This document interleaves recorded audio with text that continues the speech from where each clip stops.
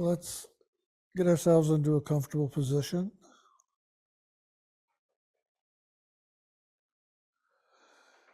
And begin to bring your focus inward and upward. We want to focus upward into the soul realm, into the spiritual realms above the mind, above the body, above this world, above this creation. So just hold your attention high up inside yourself.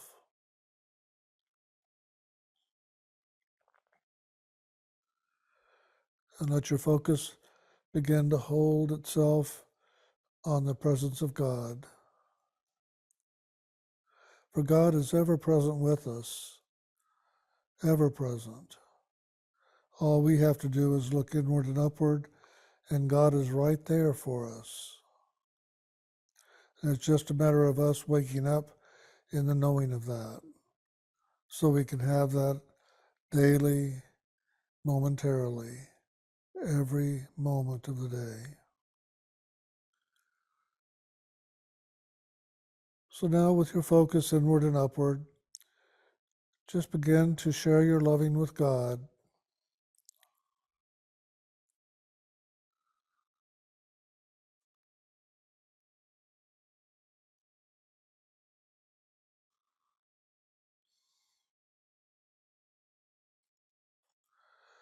It can be as simple as a simple statement of, I love you, Lord. I love you and I share my loving with you, or however you wish to say it.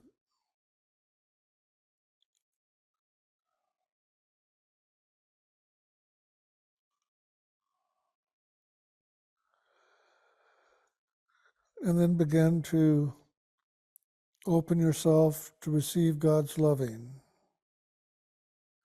so that you're in the process of giving and receiving, of loving with God.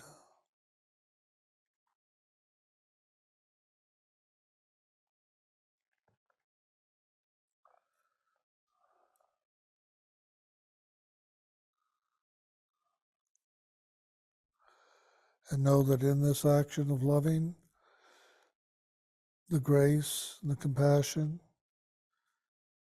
and all that is of God comes present within us and lives within us. So relax into this flow of loving and be in the presence of God within you right now.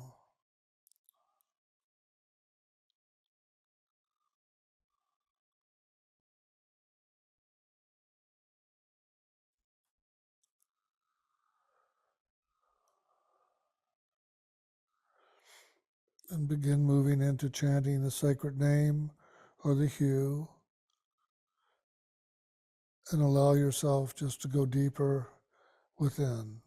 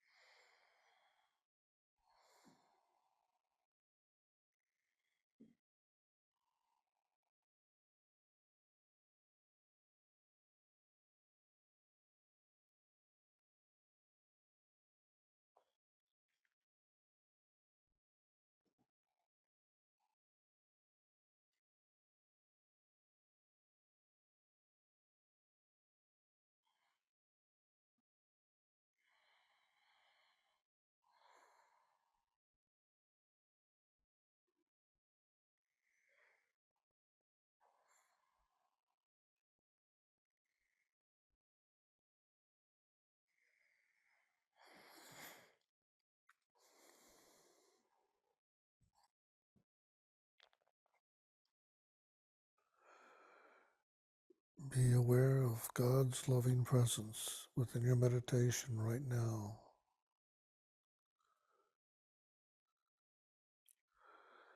Be aware of you living within God's loving in this moment.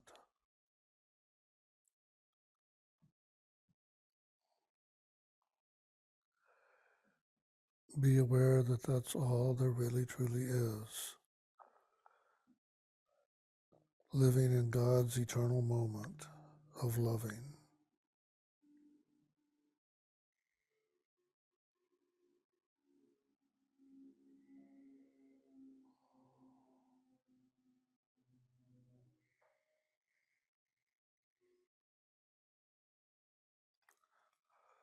Let that loving fill every part of your being, and recognize who you truly are in God.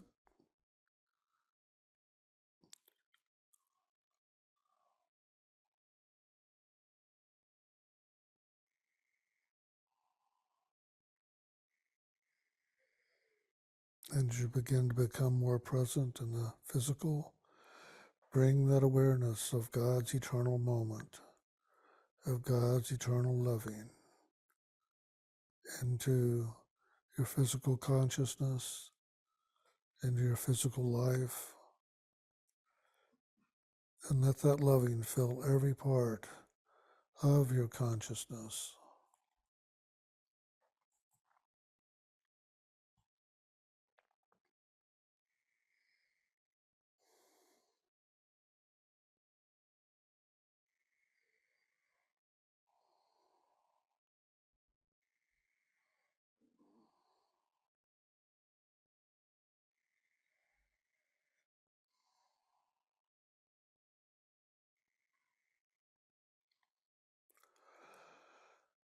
And as you move more and more into the consciousness of this world, into your body, into the awareness of self,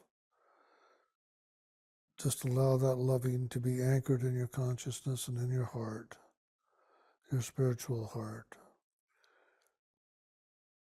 so that you can be reminded every moment of every day of who you truly are in God and who God is in you.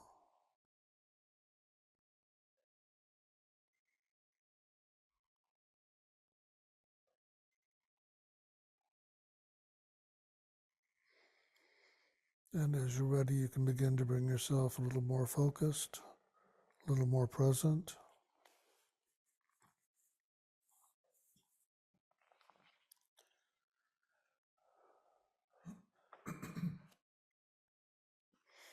And I'll go ahead and share a little bit and then let Brian have his sharing as well.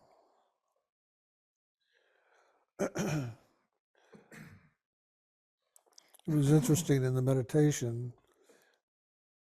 my mind was active and going at first. And out in front of me, up above me, I saw that spark of light that ever kind of leads the way for me.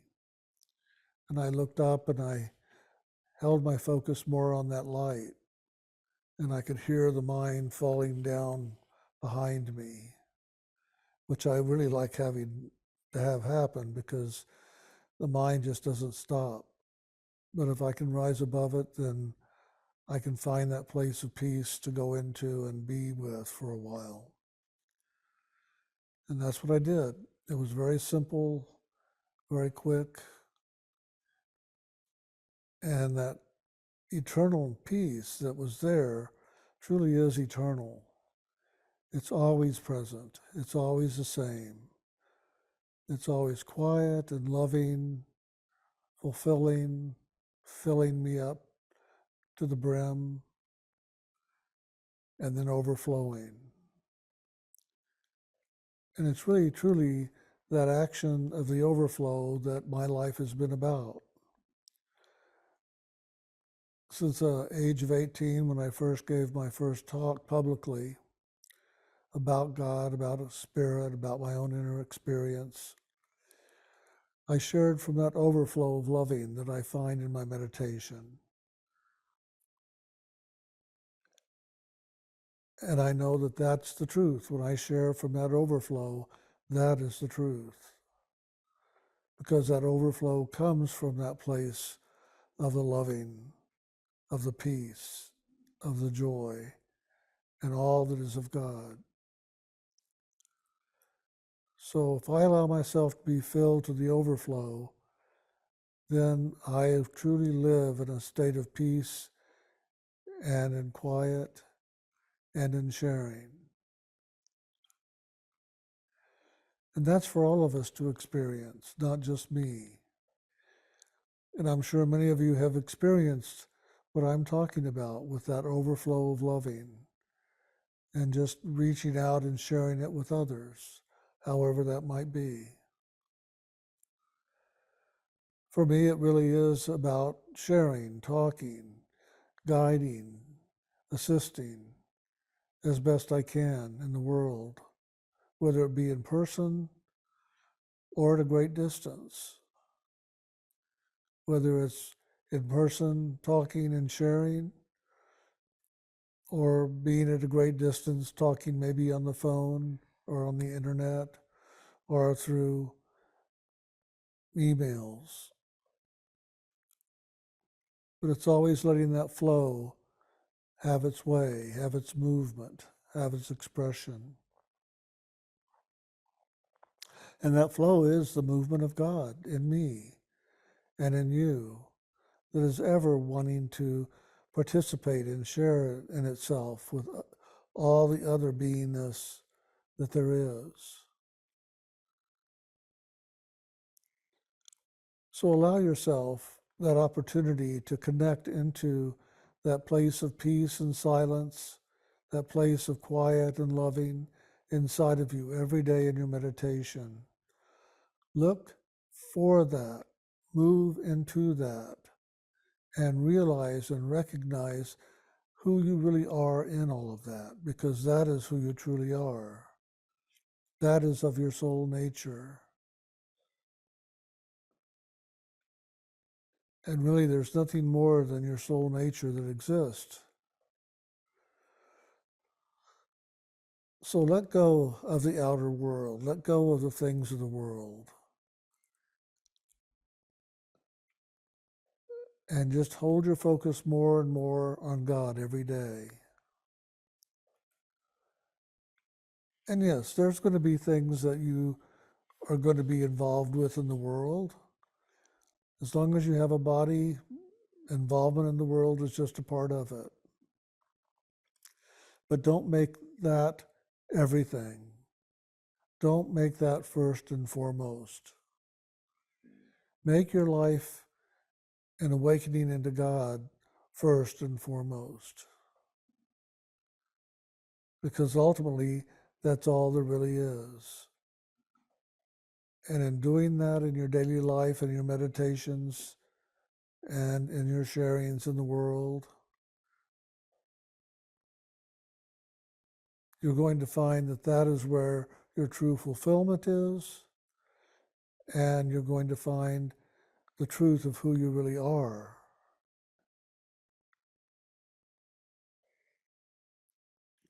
I know for me, when I'm in meditation and really connected into that flow, there is nothing more. There is nothing that exists beyond that. That is the eternal moment. That is the place that I always try my best to live from and in. And I can do that pretty well with my eyes closed and focused on meditation and just sharing my loving with God and receiving God's loving. But when I open my eyes, it's a whole other story, because there's this outer world. There's all this noise, all this activity, all this stuff that does everything it can to get in the way of that relationship with God inside. And it can do a pretty good job on us if we allow it to.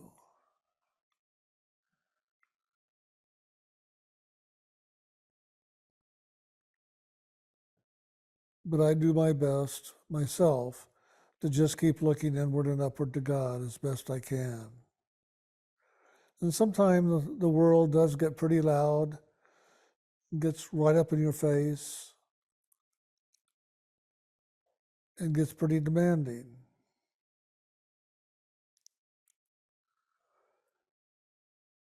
But as soon as I can, I will focus beyond all that and back into the oneness, because that's where the eternal moment is. That's where the peace and the loving truly is.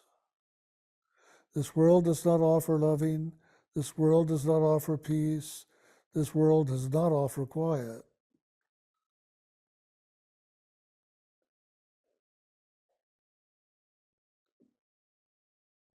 But I know I can find it very simply by going within, holding my attention on God first.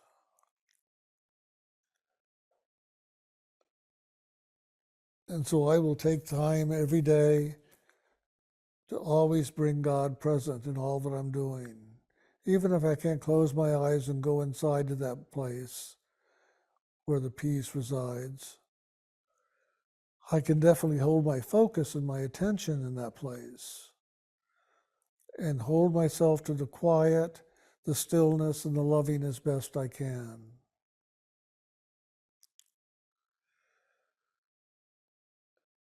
And I get disturbed. I get thrown off center.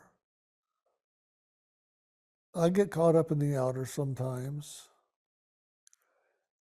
We all do. But the good news is I know where to look to move beyond it.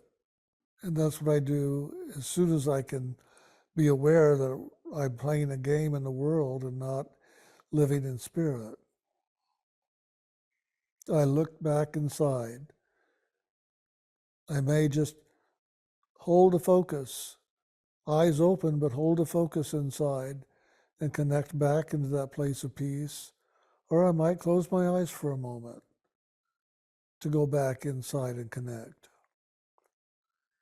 But then when I do begin moving in the world again, I can do it from a different place.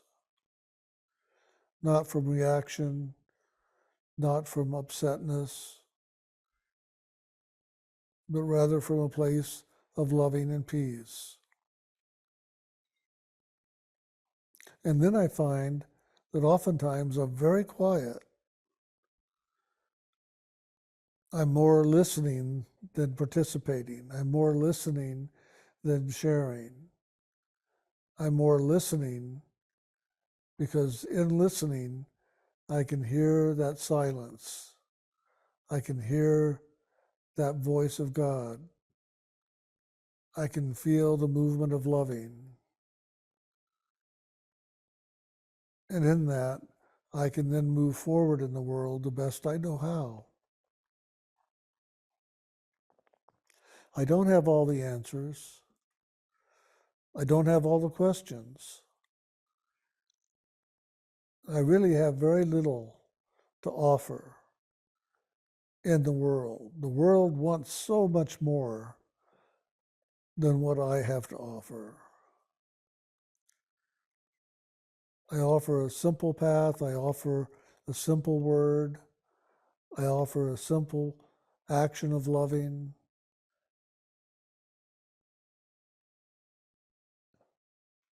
And that's pretty much who I am and what I am. And I'm grateful to share it with all those that wish it as well.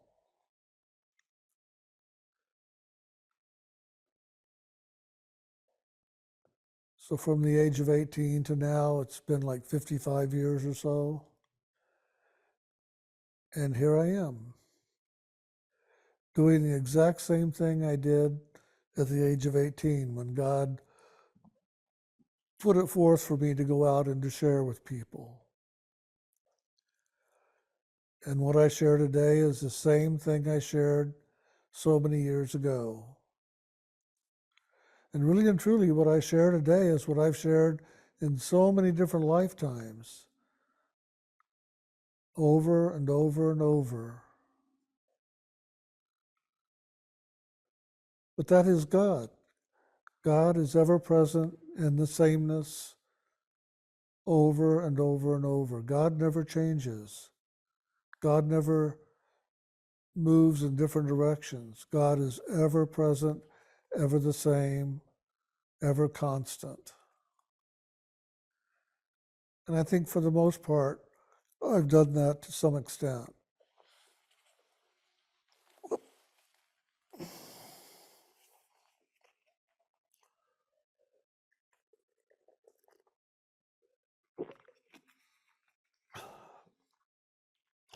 And I think that as long as I'm in this body, I'll be doing the same thing I've always been doing. I can remember so many years ago working at a frame shop, or working at a grocery store, or working in a vitamin store, and working with the public, however it might have been in those circumstances. But always inside of me and behind the movement of myself with people in the world, it's always been bringing God's loving present to them, however that's going to be. And I can look back and I can see all these wonderful places in my life, in the grocery store, in the health food store, in the frame shop, spending time with people, however it might be, and realizing when they left that God touched them in some way. And what the fun part of it was is when people came back later and shared, to some extent, their gratitude or their understanding of what happened, or just what did happen in their life after we had talked.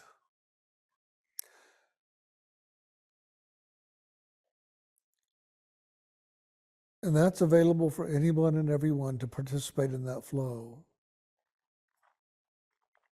It might show up in your writing. It might show up in your artwork.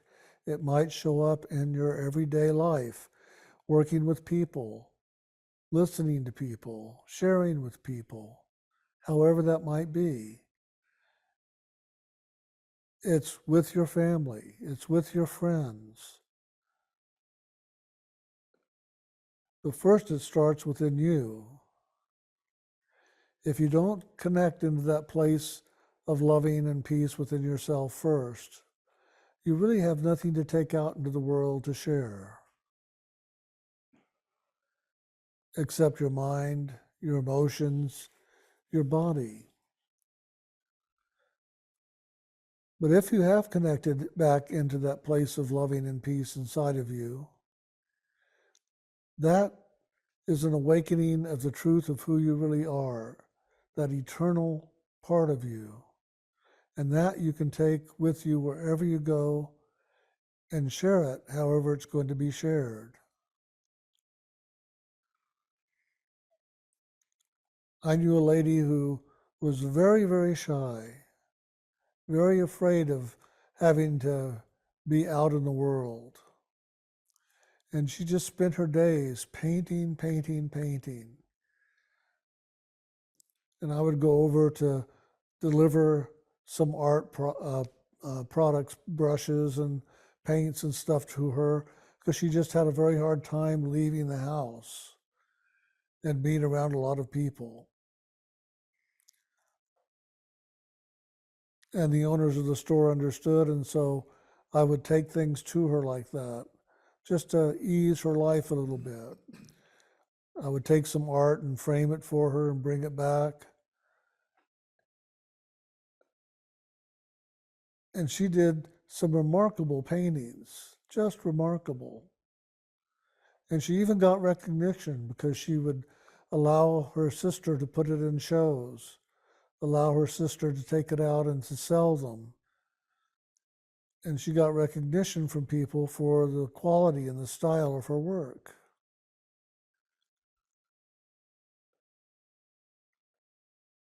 And one day I sat down with her and I asked her, how did she start doing artwork? How did she find this expression in herself? And she said, I didn't find it, it found me. And it lives in me all the time. She said she started with a prayer, just asking God for help. And all of a sudden, this art just started flowing from her. And she realized as she was doing it that it was really God helping her to move her creativity, to move her loving, to share her loving and creativity with others. And she just took great joy in painting and in sharing all of that.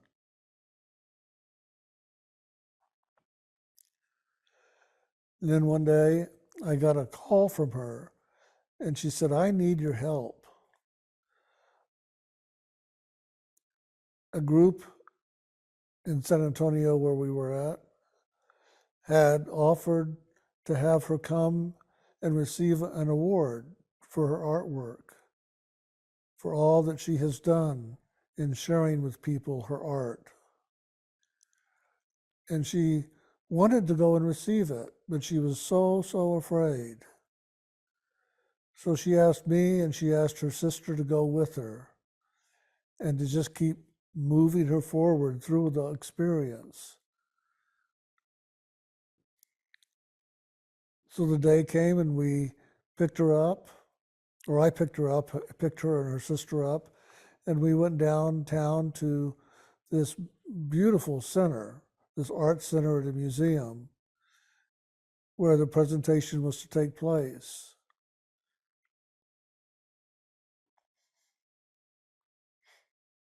And it was quite remarkable. She was just so afraid of getting out of the car. She was just so afraid that people would be coming up to her and expecting to have talks with her, and she's just so shy she has a hard time talking to us. So we got out of the car and we're walking up towards the center, and people had no idea who she was because they had never really met her or seen her. And we were walking towards the door, and somebody recognized me and came over to say hello and everything. And I introduced the other two ladies that were with me there. And all of a sudden, this one woman just recognized, oh my God, you're the artist. And she started making it known to a lot of people right around who she was, because everybody was apparently trying to figure out, well, how will we know who it is? Where will we, when she comes? So we got her inside, everything got quiet, and they started presenting a slideshow about her artwork. And it was really quite rewarding. And she just lit up. She was so happy. And then came time for the award to be given. And to my amazement, she just stood right up and walked up there and received it without any hesitation, without anything of fear on her. She just went up in joy. And later, when I was talking to her, I said, what happened? Your sister was going to walk up with you and, give you some strength if need be. And she says, you know what? I don't need your strength or her strength. I found my own. Because just like God answered my prayer that day, God came in and said that she was a living prayer, that she was sharing God's essence through her artwork, and that was what she was to do. And when God told her that inside while we were sitting there, she knew she needed to do this differently. And so she just moved through whatever fear she had in that moment and started doing it differently. And that's kind of what we all have to do. We have to move through our fear. We have to move through whatever is holding us back from being the greater self and start living in that greater self as best we can. I went through a little bit of that when I was 18, and these people were inviting me to come to their homes and to talk. And I thought, what do I have to share? Oh my God. One was a physician, surgeon, and his wife. One was the head of president of a bank in San Antonio downtown, and on and on. And I just thought to myself, and it held me back for a little bit. What do I have to say to them? I'm not educated the way they are. I'm not financially well off the way they are. I'm not all these things. But God said, but this is who you are. And they want who you are. They want that peace. They want that loving. They want your joy. So I worked up my courage and started sharing because of that.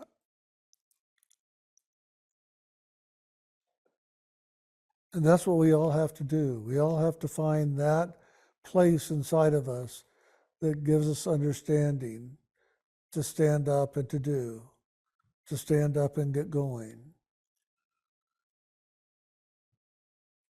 And sometimes we don't have to stand up physically and get going, but we have to sit down and go inside and wake up and get action going in our spiritual life. I remember talking to a Buddhist Lama when I was visiting in Dharamsala. And I said to him, when I watch you all meditate, it looks so simple and easy the way you all just go together into a deep meditation and can sit there for so long, just so still. And I said, how did you learn to do that? How did you all learn to do that in such a beautiful way? And he said to me, it wasn't easy, and it's still not easy.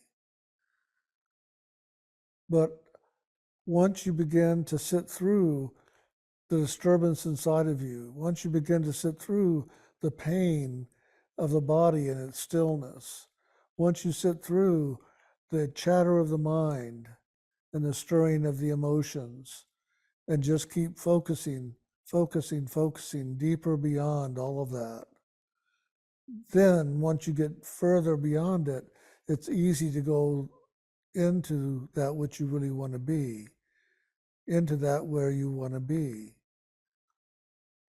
But it takes time, it takes discipline, it takes action to get there.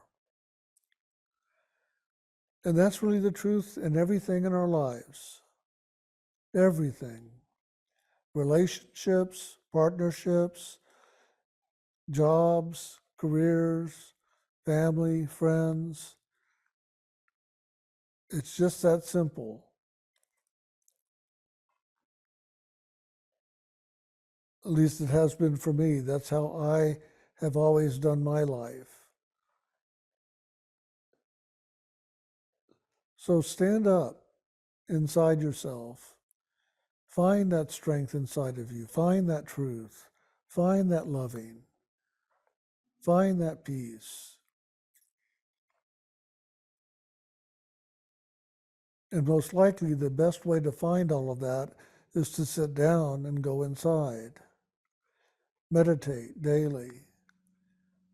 Be focused on going into the loving, going into the stillness, letting go of all that is of this body, and finding that which lies beyond it.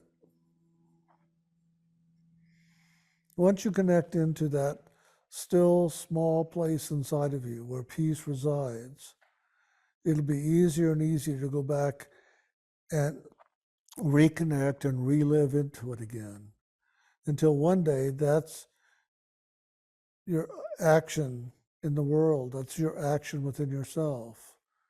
That's your first place to go.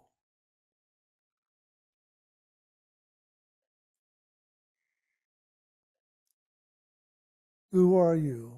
Who are you really?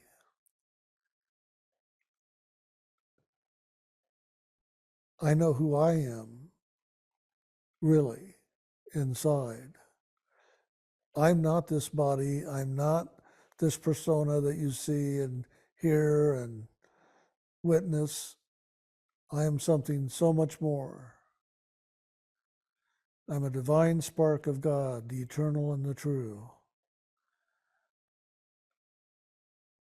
I am the living, loving essence of the Lord.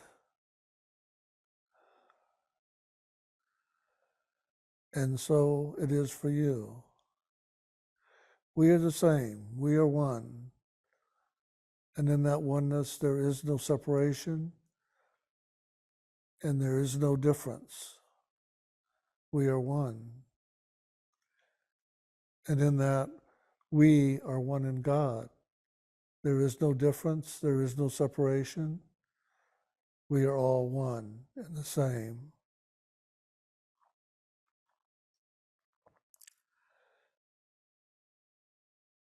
And I know that if you do the meditation regularly, you will connect into that knowing and you will be able to live into that knowing more and more each day.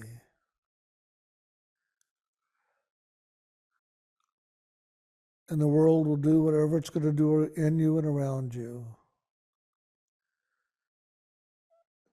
Do what you can to stand in the loving and the peace and the joy in all of it.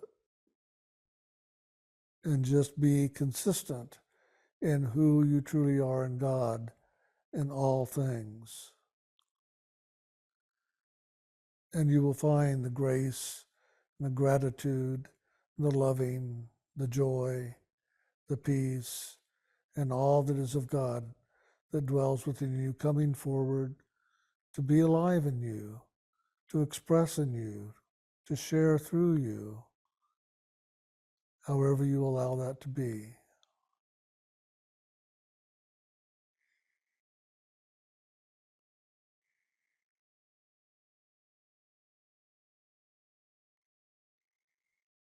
All right.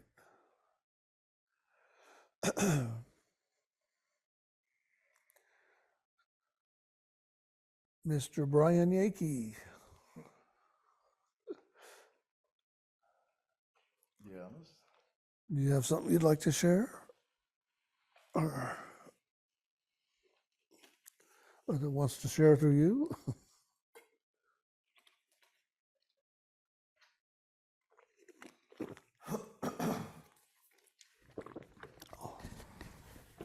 Do you want to turn that one off then? Oh, yeah.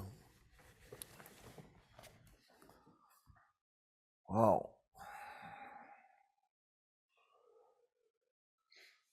Okay. I feel like I should look at you to share. Oh my goodness.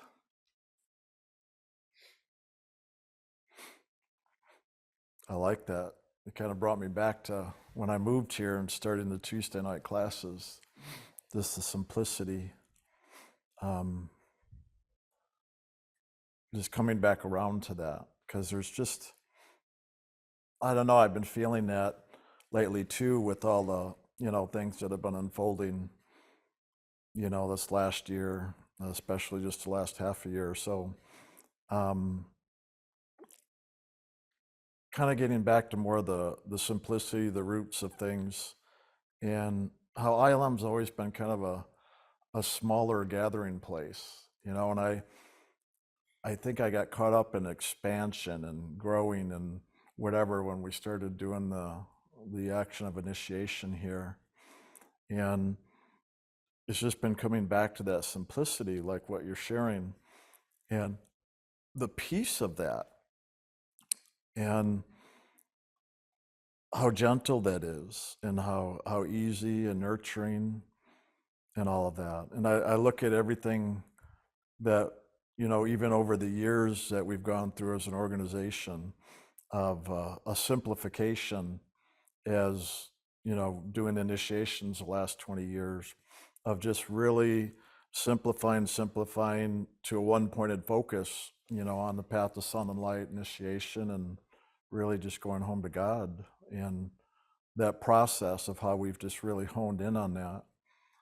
And made that the primary focus, and how things have changed over the years. And in some ways, I missed some of those Tuesday nights because you talked about a lot of different things. I mean, it was always the same focus on spiritual awakening, but you used to share so many different things in regards to all that, and processes and stories.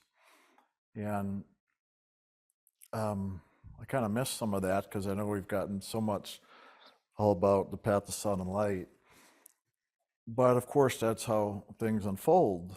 And in our meditation just now, that movement came into me again, of that humility that's involved. How I always feel, just like when we started, I asked, do you want to do the meditation? If you guys notice, I always pretty much ask Jim if he wants to do the meditation. There's a part of me that to this day still bows down to my master.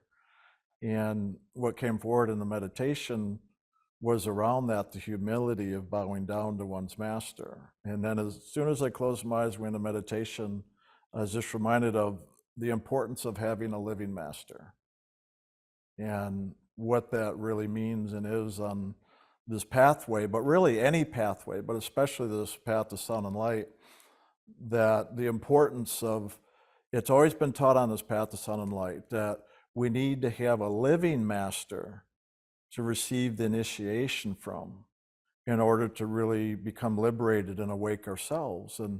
And in that, it was also reminded me of what that living master really is, because the living master physically is really just the embodiment or the vehicle for that living word of God, or that which we may call the spiritual mantle that God places with the spiritual teacher that shares that word of God, that is that vehicle for an expression of that living word. And that's what I always hear when I listen to you, whether it's the meditations or the talks.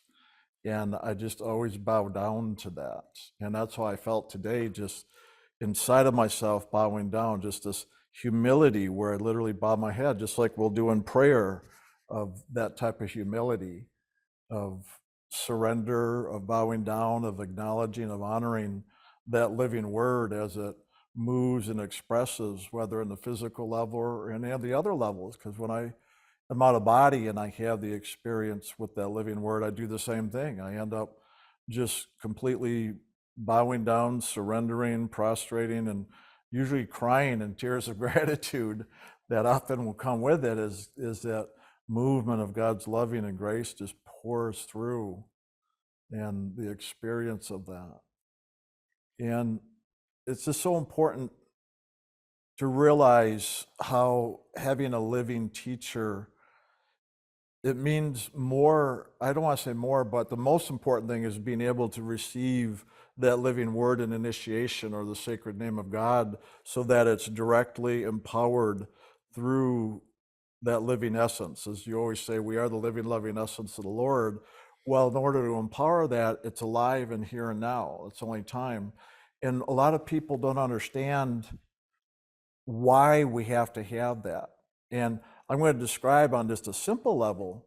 If you think about throughout history, just look at the Christian religion, let alone all the others, how many different sects there are, how many expressions, interpretations, diversions of the original teaching of that living word, as Jesus was the living word. And look what happened afterwards, though. Because when we don't have a living teacher that can directly share and interpret that movement of God's loving, that voice of God to share with those that have the ears to hear and the eyes to see, that then the mind of man, as you were just describing in your meditation, where you had to go beyond the mind and into spirit. But when people don't have that living word anchored in their consciousness to lift them above the mind, and that's what people don't understand, it is that living word or the sacred name that is shared. And that's what that is, by the way. That living word, when we do initiation, or any true spiritual teacher does initiation with a disciple and shares the sacred name, that is that living word of God directly being shared through the sacred name, and empowering that sacred name when it's given to a disciple that receives that. And it is that living word then that really then can lift the soul and empower it to now rise above the mind and into the soul realm. And when people don't have that, they don't understand, and so they misinterpret the spiritual teachings through the mind. And then the mind now gives all of what it thinks it is and what it means. And it always misconstrues, misinterprets, and miscommunicates, let alone misleads what it really is. Because only truly the living word itself can really share what it is. And that's what people really need to understand, is it is the living word itself that shares itself. And if it is not that that's doing that, then it is not true. It is not a true teaching. I've had inner experiences over the years, actually, because I just had one, gosh, I think in the last couple of weeks, where I was reminded of this, that I saw an individual I knew from my past in another spiritual group that was sharing the spiritual teachings and teaching it to a group of people on the inner levels. And it was very interesting for me because I was listening to this individual share all the right words, but there was no actual living essence of God's loving in the sharing of those words. And even though the words were perfect and they described it to a T, the action of spirit, the words were empty because there was no living essence of God in those words. But yet the way they were portraying this, they were sharing this as if it were true. And then the people that were listening that received it as true did not realize that they were being misled. It was false because it was not coming from that living word of God directly. And I saw what that did for people because there was nothing truly feeding them. There was no living essence of God in those words, feeding that soul that can lift the soul to liberate it from the entrapments of the mind, the emotions, imagination, and body. And well, one, it was disheartening witnessing that, to see that that's going on and continues to, and knowing the truth, and then to see souls taking those words. That's what goes on in all kinds of spiritual groups and religions and practices, is that people learn the words, but they don't understand. It's not the words that are important. It is the living word, the living, loving essence of God that is important. And when that living, loving essence of God is diffused in and through those words, well, then the words now are empowered, just like the sacred name when we give initiation. It is empowered now by that living word of God. And that essence is what then lifts the soul. And that is the action of the Holy Spirit. But when people don't know that, and they just share the words like everybody preaching the Bible or any scripture, it's all coming from the mind. So automatically, even though the words are correct, it doesn't even matter if somebody misinterpreted the words or the direct words themselves from the teacher. The fact that those words are coming out of the mind is where it doesn't do anything for the soul. And that is a big deal, obviously. And that is one of the hardest things I've seen over the years, and even as I'm describing it now, to really help people understand what that means and the importance of having a living teacher, because it is the embodiment of that living word that then empowers now to give the soul that essence of God through the Holy Spirit to lift it. And when I saw people go off, one I had years ago is very interesting. I think some of you listening probably might have remembered the story I shared a while ago, that I saw somebody preaching about the Christ consciousness. And they said this is a different one now, not the one I had a couple of weeks ago. They were preaching about the Christ consciousness, and they had all the words just perfect, and they had a crowd of people listening, and all the people were buying into it. But the same experience for me here. It was all false because there was no living essence there. But the person was preaching as if there was. So it was a lie. It was a misleading. And while they were coming towards the end of their sharing, all of a sudden there was a police raid. All these police came in and raided this gathering, and the police were arresting almost everybody there, but they just kept going by me. And at first I was shocked, and then I realized, oh, because I am not believing and buying into what this person is sharing, because I know the truth when there's the living, loving essence of God and when it's just the mind. And so the police never arrested me, but they arrested everybody else. And now from that, I call it, my joke is the mental police. That I've come to learn that when we listen or buy into or believe something that comes from the mind, in the mind's interpretation, the mind's belief, and it is not true because it doesn't have the true essence of God's Spirit infused in it, that when we believe that, we are hooked in, and now we are imprisoned by that. What do the police do? They arrest you and put you in prison, right? So literally, I was watching people getting arrested and being imprisoned because they believed what was being preached, because all the words were right, but there was no living, loving essence in those words because they were not being shared by that living word itself through a true vehicle, a true teacher, a true master. And that made such a big impact on me. And then just this other week, when I saw that same type of thing again, it just woke me up again to like, my God. I mean, pretty much the world is believing just what they hear or read and think they can be saved just by these words, or believing in an interpretation of some spiritual teachings, not realizing the truth that that's not what liberates one. It doesn't matter what we believe. You can believe or not believe anything. That has nothing to do. Belief has to do with the mind. It doesn't matter at all what the mind believes. It doesn't matter at all what the emotions feel or go through. It doesn't matter at all our fantasies, our visualizations, our hopes and wishes in the imagination. It doesn't matter what our physical experience is, what this body goes through. It does not matter one bit to the soul and that living, loving essence of God we call the Holy Spirit.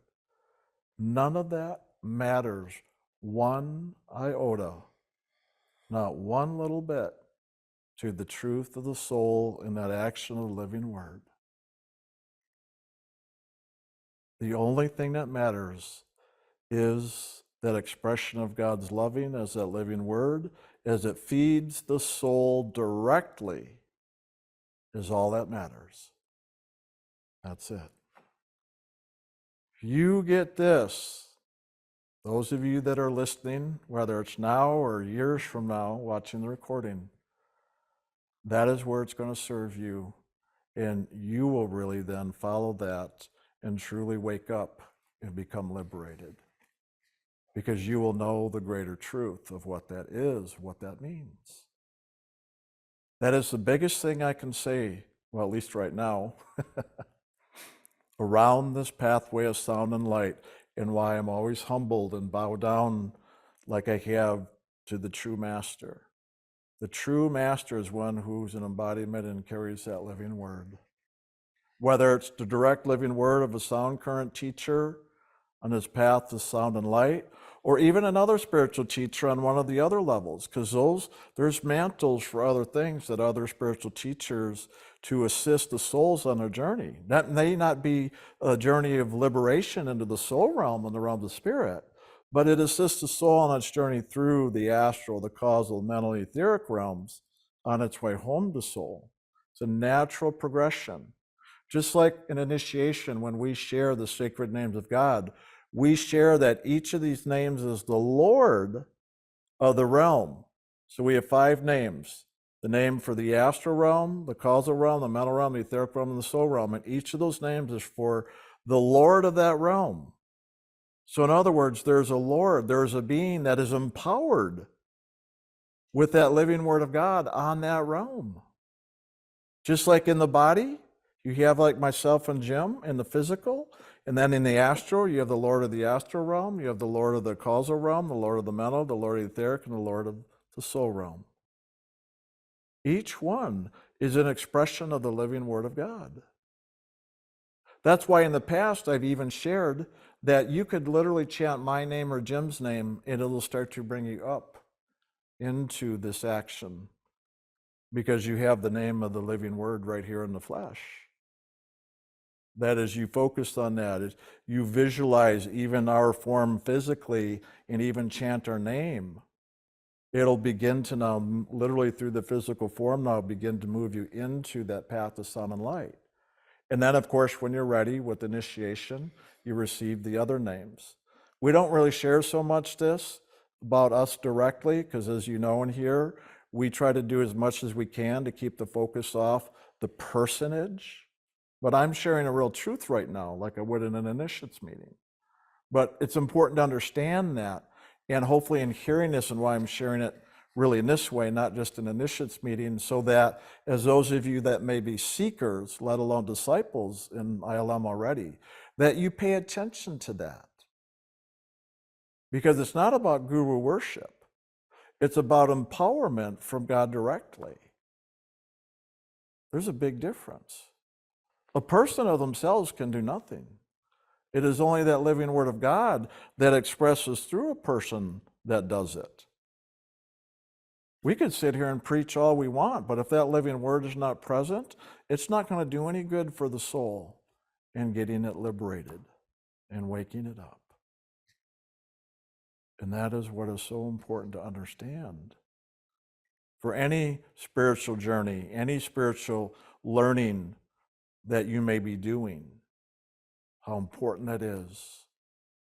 And I've seen it in a myriad of ways to this day, even being reminded just the other week, once again, on the inner levels, and a lot of why just feeling today like that inner bowing down again to that living Word, as Jim shared. That's why I said it's a real treat for me to listen to my master talk or lead a meditation like that.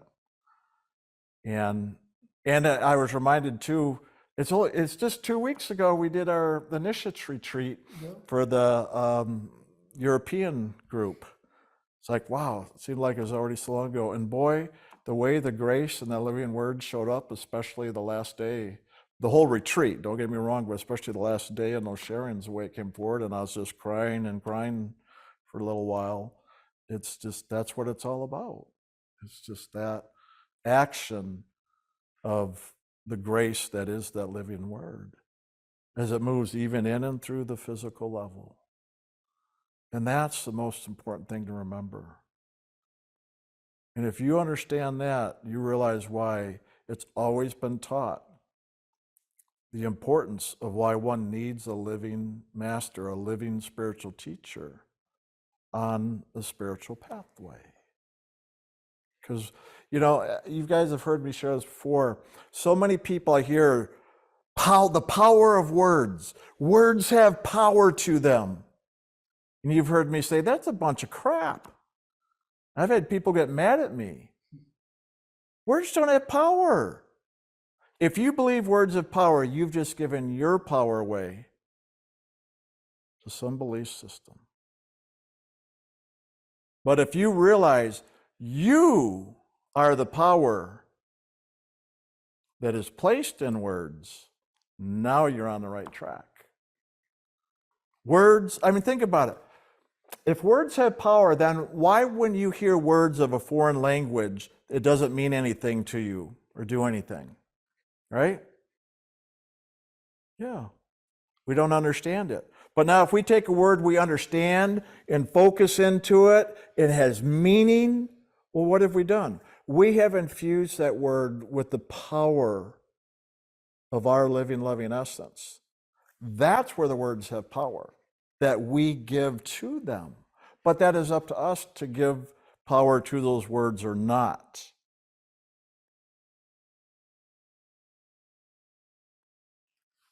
You realize this.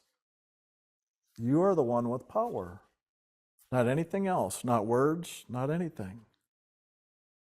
And if you understand what I'm saying, well, then you can understand taking things to the next level, like I just described about the living Word of God, the initiation of the sacred name. That brings it to a whole nother level about the power or lack of power of words.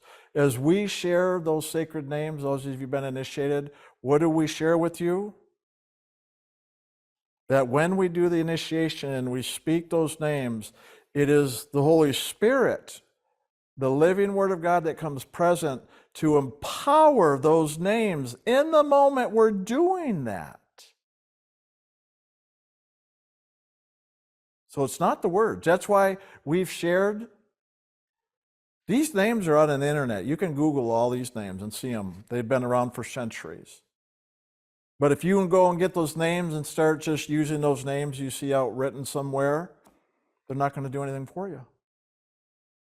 Because they have not been empowered by that living Word of God when it is given at the time of initiation for a soul that now has been called by God and that is responding and working through now and with a true living teacher that has that anchored and embodied where God has placed it to empower now those names when they're given, because it is that power placed in those words, those names, by the living teacher, by the living Word, that then is anchored in the soul through every level, including the physical level, right where the soul resides here in the physical body, as well as all the other realms and the lords of the realms like I just described. That power is what liberates the soul, not the words. Go look up all the words. Do whatever you want with them. Doesn't matter. It is that power. Some of you have heard Jim in the past share. We could use any words we want. What did you used to say? We could say apples, hot dogs, bananas, or something like funny. And literally, if we use those words when we did your initiation, they would actually work and get your soul liberated. That'd be fun. We should do that sometime. Because it is the power of the living Word that is infused in them, not the words themselves. And that's the key. So many people we tell you these names, unless you know the Sanskrit language, they're not going to mean anything to you. It doesn't matter. It doesn't matter what words have meaning. What matters is the power that is infused in them or not. And that's what makes a difference. So the importance of having a living master, a living spiritual teacher, is for that very reason of that living Word, the power of that. When we say the power of the name, because of that power of the living Word that comes and infuses it. That's why even listening to a teacher in a gathering, that we can feel moved. We can feel that movement and grace of the Holy Spirit. And if we hold the focus, we realize it's like an open-eyed meditation. Or we close our eyes, like I often do listening to Jim. I'll sit here with my eyes closed and just in this, be watching the purple light and just experiencing the grace and the peace every time. Because it is that movement of that living, loving essence of God that is coming present and, in a sense, empowering those words that are being shared. That's why even in recording, we can go back and listen and watch the recordings and still experience the movement of grace, even listening to a recording. Because as it was being done, that power of the living Word was being infused and moving through that. I've heard Jim share stories. Why are so many people attracted to the painting Mona Lisa? To this day, centuries later, or half a millennia later. And I remember Jim sharing, because as Da Vinci, who was a living master, had the living Word expressing through him, infused that essence through the living Word, the living, loving essence, into the actual painting. So it's a recording, just like I was just sharing here. That was placed in that. So even in that recording, as a soul looks to that, they're going to still get, in a sense, that essence that was infused in there. That's why so many people are stirred by the Mona Lisa. Did I say that right? What you shared before? And that's why a lot of great artists, whether it's paintings or stories or poems, that have been vehicles at their time of anchoring the living word as they've expressed it, as you shared, like this lady, through the artwork or poetry. Or that's why to this day, centuries later, why many of us are moved that when we read or look at these particular individuals who had that living word expressing through them, that we're moved to this day because that living word was placed in and through what was created. And so it can stir us to this day. Maybe not necessarily to the fullness of soul liberation, but it will stir the soul into that action now inside of it, that when it's truly time, that soul will be stirred enough. I can't tell you how many times I've heard people even coming to ILM, they started with a book like The Prophet by Gibran, or a book by Rumi, or some other book from a spiritual teacher of this pathway from the past, that when they read that book, it began them on their journey because something in that stirred them, inspired them. That was like a beginning to ignite the flame. And then the soul now begins to search out where it can now keep feeding that flame, where it can find now that living word that is present in its time, in its day and age, in the here and now, to become fully empowered through the action of initiation. And that's really the key, is to follow that, to honor that, because the soul knows this. And what are we doing here but awakening to what the soul knows? The soul, our awareness, all that's happening here is that our awareness of our own soul has been clouded and shrouded by all of our thoughts, our feelings, our fantasies, and physical experiences. It's just clouded and shrouded and blocked the awareness of soul. So what we're doing here through the action of meditation in this living word now is really beginning to part the clouds, to open that shroud, or at the very least to burn a hole through it, so that we can now begin to become aware of our soul once again. Not what we think or feel about things, but the direct experience of who we are as that living, loving essence of God. And we need the assistance. That's where the living word comes in. That living word now, through that sacred name, that power there is the very essence of God's loving that now burns the hole, that begins to part the clouds, so that we now can begin to truly witness our own soul and awaken to it, little by little by little, until we're fully awake. And that's the real action. Just like Moses raising the staff, parting the Red Sea. Well, that's exactly what the living word is and what it does.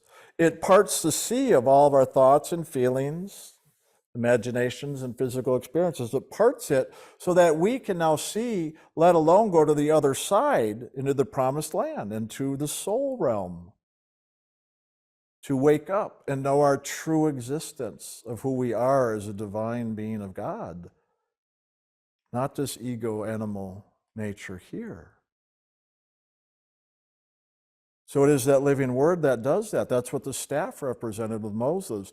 That is a symbol of any teacher that God has placed that living word with and has given the power to be able to share that with the disciples, to part that inner sea inside of all of us, the sea of life in this physical creation, to see the true ocean of loving.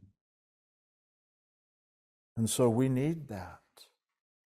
We need to seek that out. We need to receive that. And then we need to work with it. So look, God could come to any soul and part the sea and say, okay, all you got to do is walk through this to the promised land and you will be free and liberated. No longer in bondage in Egypt, right? The land of bondage. Well, if the soul doesn't walk through that, okay, it got to see into the spiritual realms, into the heavens, so to speak. But if the soul chooses not to do the walk, Well, then nothing happens. Because out of choice, the soul said, no, that's okay. Thank you, but I'm going to stay here in the land of bondage. I love living in slavery and all the pain and agony that comes with it. I'm so caught up in the drama, I would rather live in the drama and the agony and keep complaining about it rather than just simply walk through that opening now through God's grace to the other side of the promised land. And believe it or not, a lot of people do that. I can't tell you how many people I know since I started this that have literally been shown this pathway in their own inner experience, and then they don't do it. It just blows my mind, like, why would you not do that? Well, I can tell you why. Because a lot of people believe they don't need any help. I don't need a living master. I don't need a teacher. I can do it myself. All I need is a few good prayers or scripture readings, and I can do it myself. Well, if you're doing some prayers and scripture readings, you're not doing it yourself to begin with. You're using somebody else's material, but then you're making it your own, right?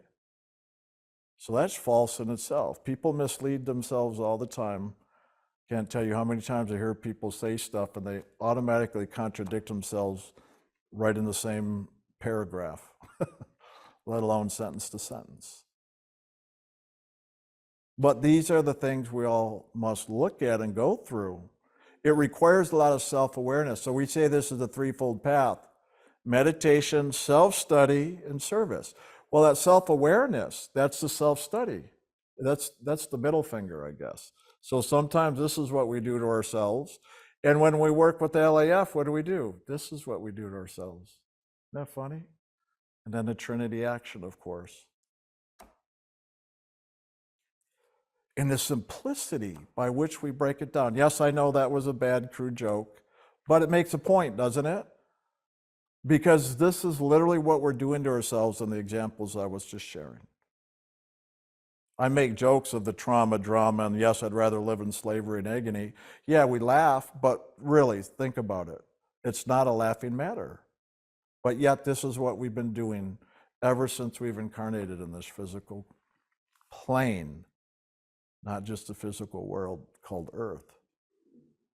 If you guys really knew how many millions, if not billions of years we have been in this physical existence, that's a lot of pain and agony. So if you literally are being presented with the opportunity to cross that Red Sea of the physical creation into the soul realm, are you taking it? This is my sales pitch. Are you taking that? It's free, doesn't cost anything. Well, that's not true in other pathways. I know some pathways who charge for it. Well, that's their karmic debt then that they have to work out. It's given freely because it has to be in order to give the freedom that is in it. And that's how these things work. It has to be given freely in order to receive the freedom that is in that. If it's not, that's not freedom. That's karmic debt. That's attachment.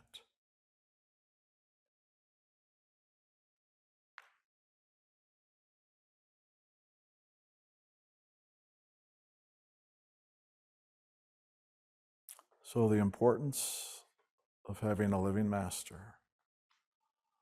And don't even just believe me. Go read some of the Satmat materials, the Sikh original materials back in the Adi Granth. For centuries, this has been taught.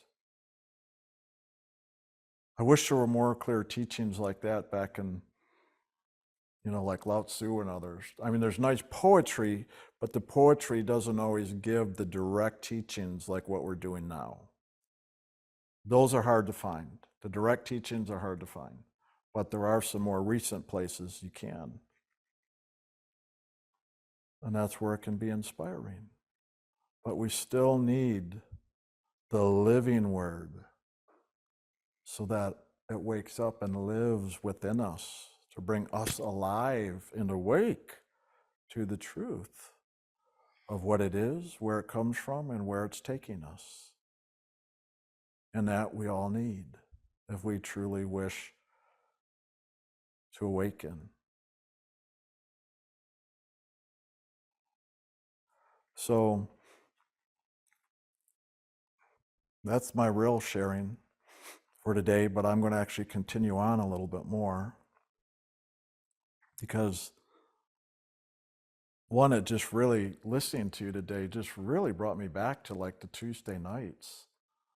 When I came here in the beginning of 1997, I think you started in the fall of 96 actually.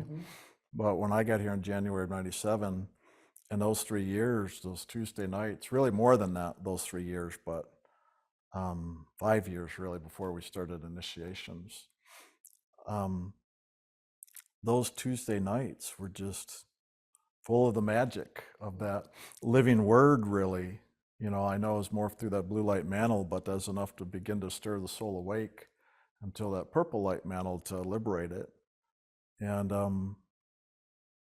I've been feeling that coming back, and it's just very interesting because, as many of you know, the last few months and a few months ago, we were, announcing having to do some layoffs in ILM because our funding, just so y'all know, is about 1/4 of what it's been up until literally this, I guess, April or something, for all these years. I mean, from the beginning, well, I shouldn't say the beginning, I don't know where it was at the very beginning of ILM, but at least the last 20 to 30 years. And so we're finding ourselves in this process of simplifying again. And I find it very humbling. And it feels good. It's so funny when I find myself in resistance to change, like what we've been going through in ILM with our finances and having to simplify, to put it mildly, that part of me that was resisting the change and the letting go, it's been really hard. But a couple weeks ago, I started to surrender and really just let go and come into more acceptance of how things are and how they're going at the time being, at least. And today, listening, right going into the meditation, it just went into this very humble place, and how good that actually feels, and the simplicity in it all. And kind of how I started sharing about over the years and changes, transformations in ILM itself as an organization, and the people that have been here and have gone. Just that process of things shifting and getting really focused, a single pointed focus on this path of sound and light, and the action of liberation. And as we continue to do that and hone in, and especially the last almost 3 years now since COVID started, just really going all virtual now. I mean, we haven't done any in person. Jim and myself and Kelsey, at least. Can't remember if Steve and Nani have done anything, or Nana and Lynn over in Europe. But we've been doing, all virtual, and even all of our virtual, even all the equipment, everything, we've gotten to get more and more simple through Zoom, where it's all online like that, has definitely helped in those ways. Thank God for that, because we're able to really share with everybody around the world at the same time, like we do these monthly broadcasts. And also, we'll just keep doing that. Like I said, at least for the foreseeable future. We don't know yet, when we'll be able to get together in person again, but I know we will at some point, in the future, as things kind of settle out and all. But for the time being, at least we have this to do this, which is really nice. Obviously, it's an easier setup than doing travels and getting everybody together in one central location for an afternoon or a weekend or a retreat and all. So, but also in that process, as you guys know, last time we had let go of Stephen and Ani and Henry. We got to part-time, but now we're in the next phase of we're actually having to let go and simplify more.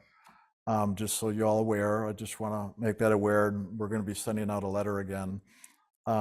We actually have to let go a little bit more, and we're not sure quite yet of all the details. We're still working through all that right now, but we're probably gonna have to let go of another person or two, and also we're looking at seeing what we can do, like part-time, like Kelsey might have to, and we're gonna see, but even volunteer level stuff, just like y'all know, Stephen and Ani have been volunteering, and we'll see what we do here as far as like with Tanya, and see what Henry goes on, and We're trying to do what we can. We're all taking big salary cuts as well, and we're having to make some adjustments and changes, as you know.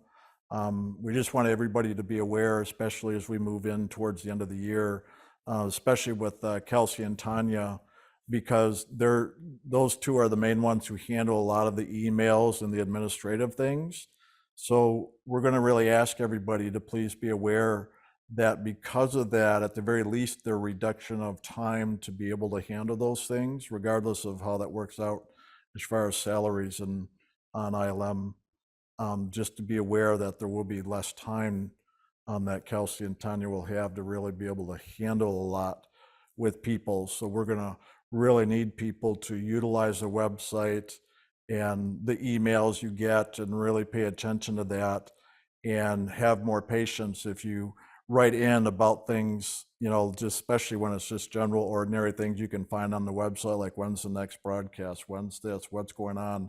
It's all on the website. We're going to need you to do that or talk to one another, because Kelsey and Tanya won't have the time with the reduced hours and all that's going to be needed to handle a lot of what has been done. Luckily, we've got the website to a place now that it has pretty much everything we need. And Tanya and Kelsey have been getting more of the videos edited from the past, and we're getting those on the website as well. So if you all want to go and look on there, as well as, of course, the YouTube stuff the last 2-3 years, but we're getting more on the website. And there's obviously now hundreds of talks since 2004, I think, is where we started, and all of that. So we just wanted to let people be aware that there's still a little bit more of adjustments as we move forward here, and hopefully we can find here by the end of the year a new simple foundation by which to function. And that's part of why when you're sharing with me, it kind of reminded me, because things were pretty simple. We didn't have all the digital. It was just in person, and you'd record by a cassette tape. Literally, we just record by a cassette tape, and then record by CD burner at one point when that was advanced, and of course the newsletter. So things were really simple back in the 90s and the beginning, first couple of years of the new millennia. That's why I say it's been a real blessing to be able to do everything virtually like we do now. And luckily we'll be able to keep doing all that and everything on our website. Luckily there's enough to be able to keep all those things functioning. But just some of the behind the scenes stuff is what I'm trying to share with everybody, that we won't be able to be as attentive to the degree we've been able to be now over the years. And which is why I've been encouraging more and more, just like we ask people to really show up to the live events like this and do the Q&As when you have questions, because there's just not the time we have to answer individual emails, whether it's myself and Jim or Kelsey or Tanya or Stephen and Ani and Lynn and Nana too over there in Europe community. It just is very time consuming. That's why we really ask people to come to the events. Ask your questions here. Listen to things that we share. Utilize the website. There's a lot there, and you'll get most of your questions answered there. And that which you don't find, I can guarantee you it's on a past recording somewhere. But when you have your questions, this is why we do this. And we'll still try to do what we can by email. It's just going to be harder to do so, even more so now. Just trying to simplify a little bit more, get on the administrative side of things, but at least we'll be able to keep functioning and find what our new footing is going to be going forward after this year with all this. And part of this I look at as just a transition too, for all of us, from how things have been and whatever it's been in the past. And we'll go through this transition phase and whatever that means to see what it is. And I'm not going to even say what's happening now is going to be our future for the rest of our lives, because it may not. It only may be for a short period of time, and then something else might come forward and show up, so, but we'll see. At this point, it's okay, because again, it reminded me of those at the end of the 90s, how simple that was and how nice that was. It didn't have the level of stress, I think, has been the last few years, especially around the finances. And I also say this because I want everybody to realize, especially hearing from Jim and I directly, that just like when we announced with Stephen and Ani and all, none of this, or any of the people in the past, our past staff members, some people have taken that as an againstness or a direct a judgment on just because we let go of other staff members. Just be aware, we've actually been cutting and talking about our finances really since 2008 when the first recession hit. I mean, our endowment dropped in half, and we haven't been able to keep up with that. And so the principal's been going down and down. And I hate to say it, we've had many people over the years make a lot of promises of that. We've had other benefactors in the past said they were going to do this and that, and nobody's really done that. And that's why we find ourselves where we're at today, just having to whittle down to where things are and what we are able to do until we really have some new benefactor like a John Fetzer, like in the past, that can really bring forward that funding that we can grow again as far as the staff. So just so you know, whether it's recent and current or past staff members, it really has been a process of the finances going down, and we've been trying to do what we can and be responsible with what we've been given and have, and just having to let go and make adjustments really since 2008. So the last 14 years, it's been a process, and in a lot of ways, we've actually done quite well considering, all the years we've been being able to do this. But it's just unfortunately getting down to kind of like when you started, I guess, when it was just you and an assistant and an accountant or something, right? So hopefully we won't get that simple.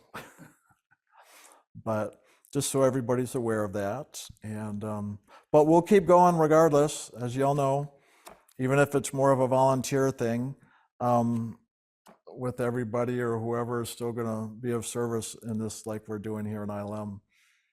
We're going to still keep forging forward and keep doing what we're doing. Anything you'd want to add? You might want to, I don't have my. Turn it on then. And I'd just like to say that the donations that we get in are really helping us to keep the website going.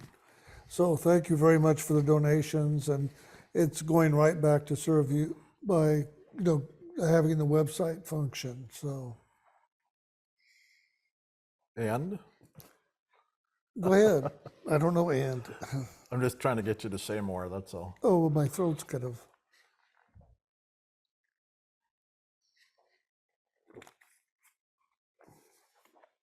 I wasn't planning to talk.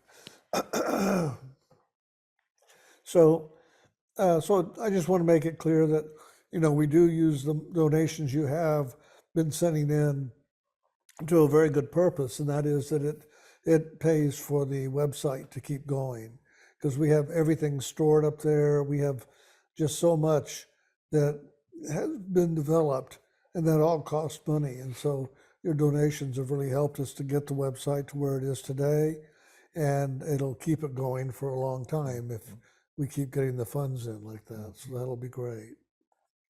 So it's serving you in every way possible. Yeah. Kelsey, was there anything else? Did we kind of cover it? Remember anything else?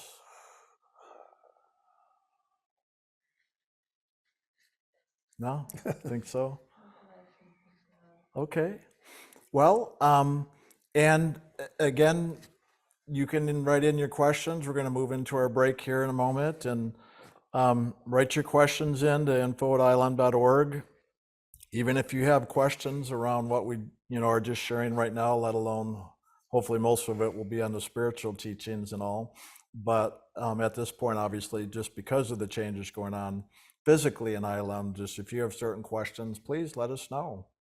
We're happy to answer and give the understanding and clarity that we can, and we're still working some of the details out. So if you don't get a clear answer, it's because we don't have the clarity yet as we're working through. It's probably going to take us at least the next month or two to, up through the end of the year to really kind of work our way through all this stuff. So I think that's it for now. So we're actually, it's only 5 after 3, so we're a little bit ahead of schedule, it looks like then. So we'll take a 40-minute break. Is that good, Kels? So we'll take a 40-minute break here, and so we'll gather at 3:45. So 3:45, again, that's Texas time here in Austin Central. So we're taking a 40-minute break, and we'll be back here to start the Q&A at 3:45. And as you'd all know, or if not, when we take the break, they'll put up the information, the email address to write your questions into, and we'll be having the Anahu chant playing at the same time. But we'll start at 3:45, not 4 o'clock, 15 minutes earlier. All right. Thank you, and we'll see you guys in a little bit.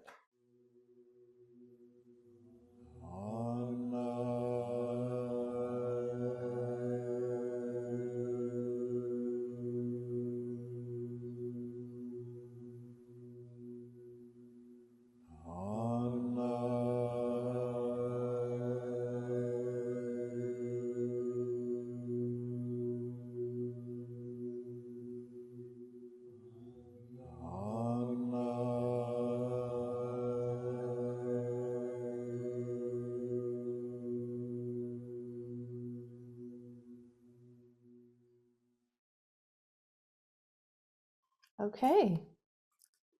First question. First up, hey, better. Hi, Kelsey, Jim, and Brian. I've been through a really rough time the last 1.75 years with health challenges following by 2 accidents when I hit both the back of my head and then subsequently the front, right in my third eye, which seemed significant, which has been devastating and felt like a never-ending dark night of the soul. I was very alone and unsupported, a reoccurring theme in my life. I was even unable to meditate as it worsened the pain. I don't understand why the ability to meditate would be taken away from me as my means of connection to God.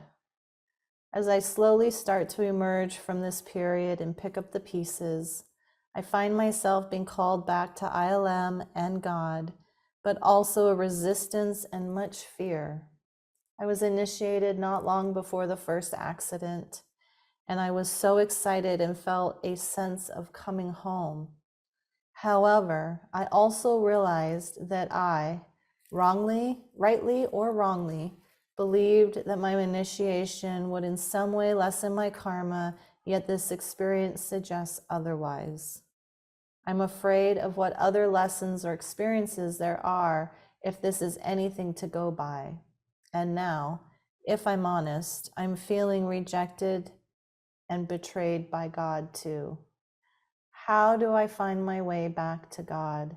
How do I trust again? How do I begin to make sense of or understand what happened so that I grow from this and not become angry, scared, or avoid God or my practice?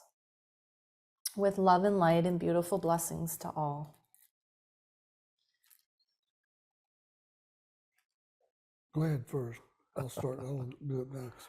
So I will call the attention to where you said you thought your karmas would be lessened. That's true.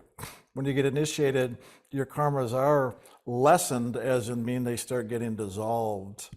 And some karmas are rough or hard, and other karmas are easier and more subtle. And it's not one way or another. It's not going to always be this way. That's a superstition if you believe that's going to be the case, like what you went through. So when I hear somebody go through a hard time like what you did, to me that says it's more of a major karma that you're clearing. And that's the good news. And this is one of the challenges on this pathway. It took me many years to finally realize when I would go through the hard experiences or the negative experiences, the ones that cause disturbance, I always felt like I was going backwards or even possibly creating more karma. But after years of that, I finally just surrendered. And one day in this experience, when I surrendered fully, I was shown by God otherwise that literally I was in the hand of God and God was bringing me through it all. In other words, liberating my soul from these karmas. So once you get initiated, and this is true for everybody, that's what's taking place. Whether it's easy or hard doesn't matter. What matters is once you get initiated, you're on the path to liberation. And God is going to bring you through anything you need to go through to get liberated. And some lessons are harder than others, but those harder lessons are often the ones by which we really learn the most as well. And based upon what you're hearing, I'd say you're learning also about acceptance and also not feeling the victim. And it's easy to feel that way when we go through these hard periods, but then also to look about what we can still do regardless of the circumstances. Like I heard you say, you couldn't meditate, or at least had a hard time meditating from the injuries, but are you doing other things? Are you listening to talks? Are you practicing the LAF and the exercises like in the workbook? Are you attending the retreat? So there's other things you can be doing as well as meditating to support yourself spiritually. And the other part, when you said you weren't supported, well, remember, we each have responsibility, so we need to also ask to be supported. And there's where a lot of the lessons are, is to realize we're the ones that need to take responsibility for our own lives. We always say our thoughts, feelings, actions, and reactions here in ILM. So in other words, there's something required on the disciples' part, that as you take responsibility, it's often known as God will meet you at that point. So that point you're willing to take action and responsibility is often where God will meet you, and then you'll begin to see that reflected in the world around you. So in other words, as you start to really support yourself, you're going to see in the world around you starting to support you. That's how this world works. It's a mirror. If we don't support ourselves, we're going to see the world's not going to support us. If we support ourselves, you're going to find the world around you supporting you. It's a mirror. And this is an easy way to, in a sense, look to see what's going on. And based upon what you see going on in your life, you within yourself can now start giving yourself what it is you want from the world. And as you give yourself that at some point, and I've seen it within days and let alone weeks, that then the outer reflection will start to now give me that which I'm giving myself.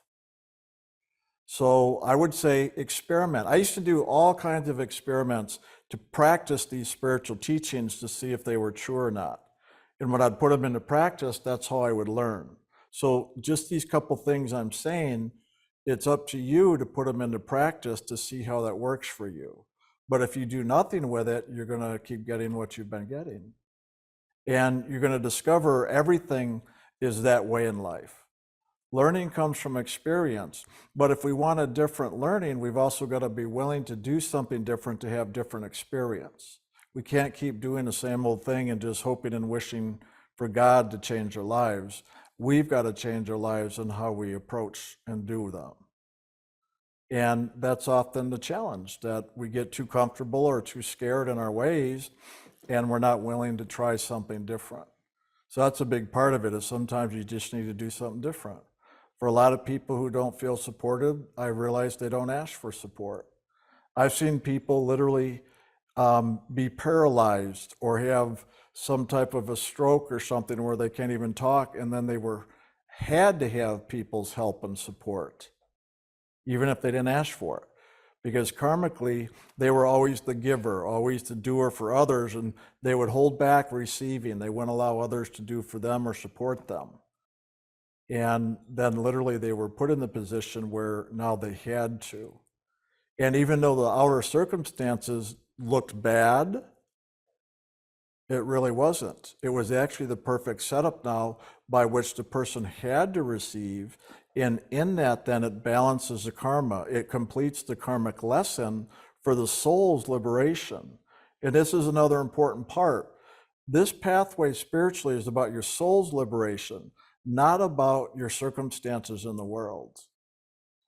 The circumstances in the world are just whatever they're going to be to assist in learning the lessons in the soul's liberation. In other words, the world will feel like it's going to challenge us or test us at times, but it's not a test as in we've got to win or that we've got to overcome. It's a test in, are we willing to participate? Are we willing to look and learn? Are we willing to accept and love, let alone forgive? And be willing now to work with life and how life is serving us. Because believe it or not, life is serving us no matter what the challenge is. We just have to begin to develop that perspective and begin to approach it that way and look at it that way. And at some point, you'll realize how it actually is supporting you. To give you an idea, one of my experiences years ago as I was learning this, that I literally had a tornado of demons swirling around me. I was out of body in an inner experience on one of the other realms, and literally hundreds of these demons made a tornado swirling around me. And it was very frightening, obviously, but they were all swirling around me. And what's in the middle of every tornado, right? The eye of the tornado. Well, this tornado, what happened? All the demons, in other words, the negativity of the world, was swirling around me. And what did that do? It got me to focus just into the very center, the eye of the tornado, and it was a tube all the way down to the ground. And when I looked up, way above me was the opening. So it was a clear pathway. And right at the very top of the opening was the sun. Yet all these demons swirling around. I could have looked at this as a terrible thing, as being attacked and as all horrible. But the fear of it got me to pull in to myself, because that's the only thing I could do. And then I looked up, and there was a clear passage right into the soul, into the sun. And as soon as I realized this, my fear, I surrendered and dissolved. There's no more fear. And I started rising up through that tube right towards it into the sun. So I learned from that one experience that no matter what the negativity, the darkness, the demons of the world, they're actually supporting us to come back to ourselves, into our center, and look up for the only way out. Until then, I was resisting, I was fighting, I was judging, I was struggling with the world and the darkness and the demonic negative things. But when I came to this place, I didn't have a choice other than to pull into myself and look up. And that's all I did. And then Spirit lifted me out of it. That's all I had to do. I didn't have to do anything else other than come into myself and look up. That's the simplicity. And that's what I've learned in all of this. Regardless of everything else I said, I found that when I could just come back to myself and look up, the Holy Spirit would literally lift me. But I had to come into myself and I had to look up. If I didn't do that, I would have been stuck looking at all the demons swirling around me and living in fear. Very good. Yeah, we've had we've had a few initiates who have reported back late or after initiation that they thought all their karmas were going to be resolved and life would be easy and money would be there and so on and so forth. And what happened was life just continued. And the key is that the path of initiation is separate from our karmic life, our outer life, our life in the world. The initiation is really about liberating the soul and going home to God. And we do that no matter what. If we do the meditation, we will be liberated. If we chant that sacred name, we will be liberated. So the key is that what we have in the world, we created for ourselves. In another lifetime, in this lifetime, we created it. And we're responsible to it. And it's up to us to go into that and learn. And yes, I know you had 2 accidents, and one behind the other, one before the other, whatever. And you might say, well, that wasn't karma. I didn't create that. But it is an energy in the world that needed to be resolved, and it came to you that way to be resolved.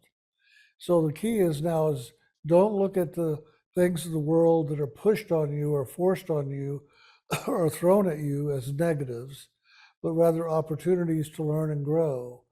And the key is to meditate daily, spend time inside chanting, even if you get nothing at all as far as an inner experience. Because sitting down, meditating, holding your focus on loving God, and holding your focus and being open and vulnerable to God's loving is going to make a big difference. And in time, you'll begin to see that reflecting in the world if you don't see it directly inside. You will see it reflected in the world because things will become different. They will become easier. They will become less of a challenge. You'll find answers will be there before you so you can handle things, whatever. But also, I think that in time, if not right away, you will begin to see inner colors, hear inner sounds, have inner experience. But it just takes time to do that. So give yourself the time and don't hold back your opportunity of meditating and getting liberated by what the world presents to you, because the world is going to do everything it can to stop you from doing your meditation, from stop you from chanting, from stop you from liberating your soul, because the world wants your soul here and not liberated and free to go home. So it can throw anything and everything at your feet, at your face, at your life, at the world, and to distract you from the inner journey. Don't let the world stop you. That's all I can say. There's no, it'll do whatever it can. And our humanness, our physical humanness will say, oh my God, this is not good to do. I better stop it. Because then the things in the world calm down and then we go, okay, see, there you go. But in truth, if you walk through whatever disturbances the world are throwing at you and keep on chanting, the world will eventually give up and just stop throwing things at you, and you'll be free of that as well. So part of in saying all this is not to avoid meditation anymore, because I know it can give you headaches, but just approach the meditation gently and don't let the headaches or the pain stop you. That's where, to me, I've heard Jim share this like this for other people, and in a short time they would usually get past and the headaches would all of a sudden disappear. Because I know the pressure of that spirit building up can push against the stuff and cause those headaches. But if you give it time and still make the attempt, you're going to find the headaches will start to go away. But if you don't make the attempt, then the world wins and it keeps you distracted. So that's part of the game that I hope you understood in Jim's sharing, that to keep on meditating and don't let this stop you. And that's where I shared a little bit. If you're still challenged with meditating, I often to this day will listen to a talk as part of my meditation. I will literally listen to a half an hour to an hour long talk and or a guided meditation and just listen. Because just like I said earlier, often when you just hear the voice of the teacher, it's that action of the Holy Spirit comes through and it'll bring you into that meditative space. So if you just listen, allow the energy to bring you there and do this as part of your meditation, and then see if you can keep on going after the talk is done or the guided meditation. And just give yourself time, just make a daily effort, just a little bit every day, even if it's just 15, 20, 30 minutes, just make the effort. You don't have to push, just be gentle, but just make the effort. And at some point, you'll find that something will break through and you'll start getting free of whatever that energy that's been holding you back.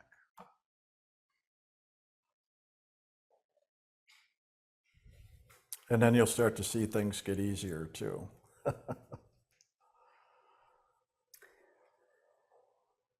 This summer has been nothing but change and misery for me. My lesson started back in February, but really didn't come into fruition until the summer because apparently I'm stubborn and needed to be brought to my knees. I haven't been able to get back up yet. I have learned that I have repressed the emotion of anger for 40 years. The process of facing that truth head on and allowing all the repressed memories to come forth that I buried left me in darkness so thick I felt more lost and helpless than I ever have on this path. I missed the retreat back in April because I had to work during those days. So I took myself on my own retreat in August, went into the mountains, and had the intention of confronting the dark stuff, my anger, and watching the retreat videos. I went in with high hopes that I would find myself on the other side and be free, but all it did was take me further into the darkness. Months later, I'm still here in the darkness. Things have shifted. I realize that I don't need to be afraid of anger anymore, and that I can allow myself to feel it and express it. I've uncovered so many forgotten memories that have required forgiveness. It seems like it will never end. I have uncovered unconscious beliefs that no longer serve me, and I'm gladly letting them go. But still, I'm in pain. I still feel like there is no light inside me. I feel like God has abandoned me completely. I'm begging, pleading, crying for a respite, and I get no answer in return. Now, I get why Jesus said, "You have forsaken me." I feel that too. All I need is some sign that this will lift, that I'm on the right path, that I will be okay. How long is it possible to remain in darkness? How long will this lesson take? Every day I work on accepting that this is my new normal, despite the fact that I hate it. My sparkle is gone. I am empty and void of everything that once made me shine. I'm a shell. I exist in dual states of anguish and emptiness. I feel so empty that I had to change my meditations.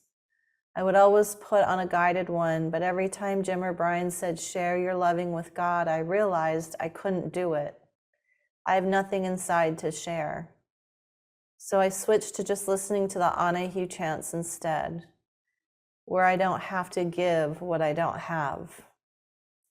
I prioritize meditating the full 2.5 hours daily, more than I ever have since being initiated almost 10 years ago. I listen to talks every day. I spend a lot of time in silence to make sure I don't miss anything my inner child has to say, so I can give her attention and time.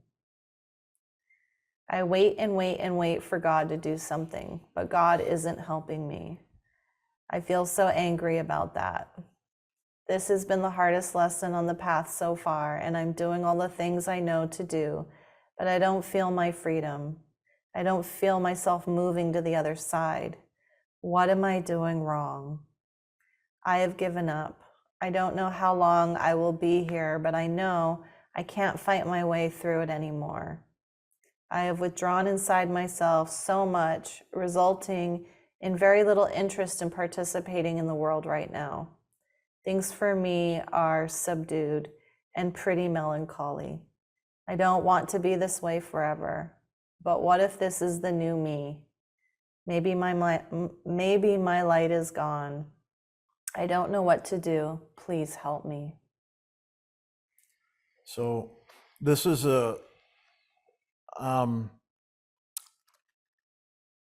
we will come to this point when we're really ready. I think I shared about this the last class, where I talked about my life back in the late 90s, where literally everything in my life came to a point and it just fell apart. And when it came to that point, there was nothing I could do but fully surrender. When I heard you say that you were brought to your knees and you're still there. I said, well, you haven't hit bottom yet then. In other words, you've got to fully prostrate yourself. What does that symbolize? Fully surrendering. It tells me that you're still hanging on to something, believe it or not, in everything you shared, that literally life will bring us to this point till we have to fully surrender and give up literally everything. And that's the point when it shifts. And I know I've gone through this a couple times, exactly what you're sharing. And that's part of the lesson here. And this is what the world will test us to keep us entrapped. And that's the part of the illusion in the game Lucifer can play on every soul. The nice thing is when you're initiated, you're going to get through that. The only way you won't get through it is if you literally do give up and walk away from making any effort of meditation or the spiritual teachings in any way and just go back into the world and forget it all. Then it'll be extended. You'll have another opportunity another time, whether this life or another. But since you're already at that point, there's really not much more to go than to fully surrender. It's kind of like the last sharing I just shared when the tornado of demons was swirling around me. There's no choice left. All I could do is pull into myself and look up. That's it. When we finally get to that place in life where there's absolutely no other choice or nothing else we can do, then that's when we finally then do the only thing left. And until we hit that, it's going to be like you described.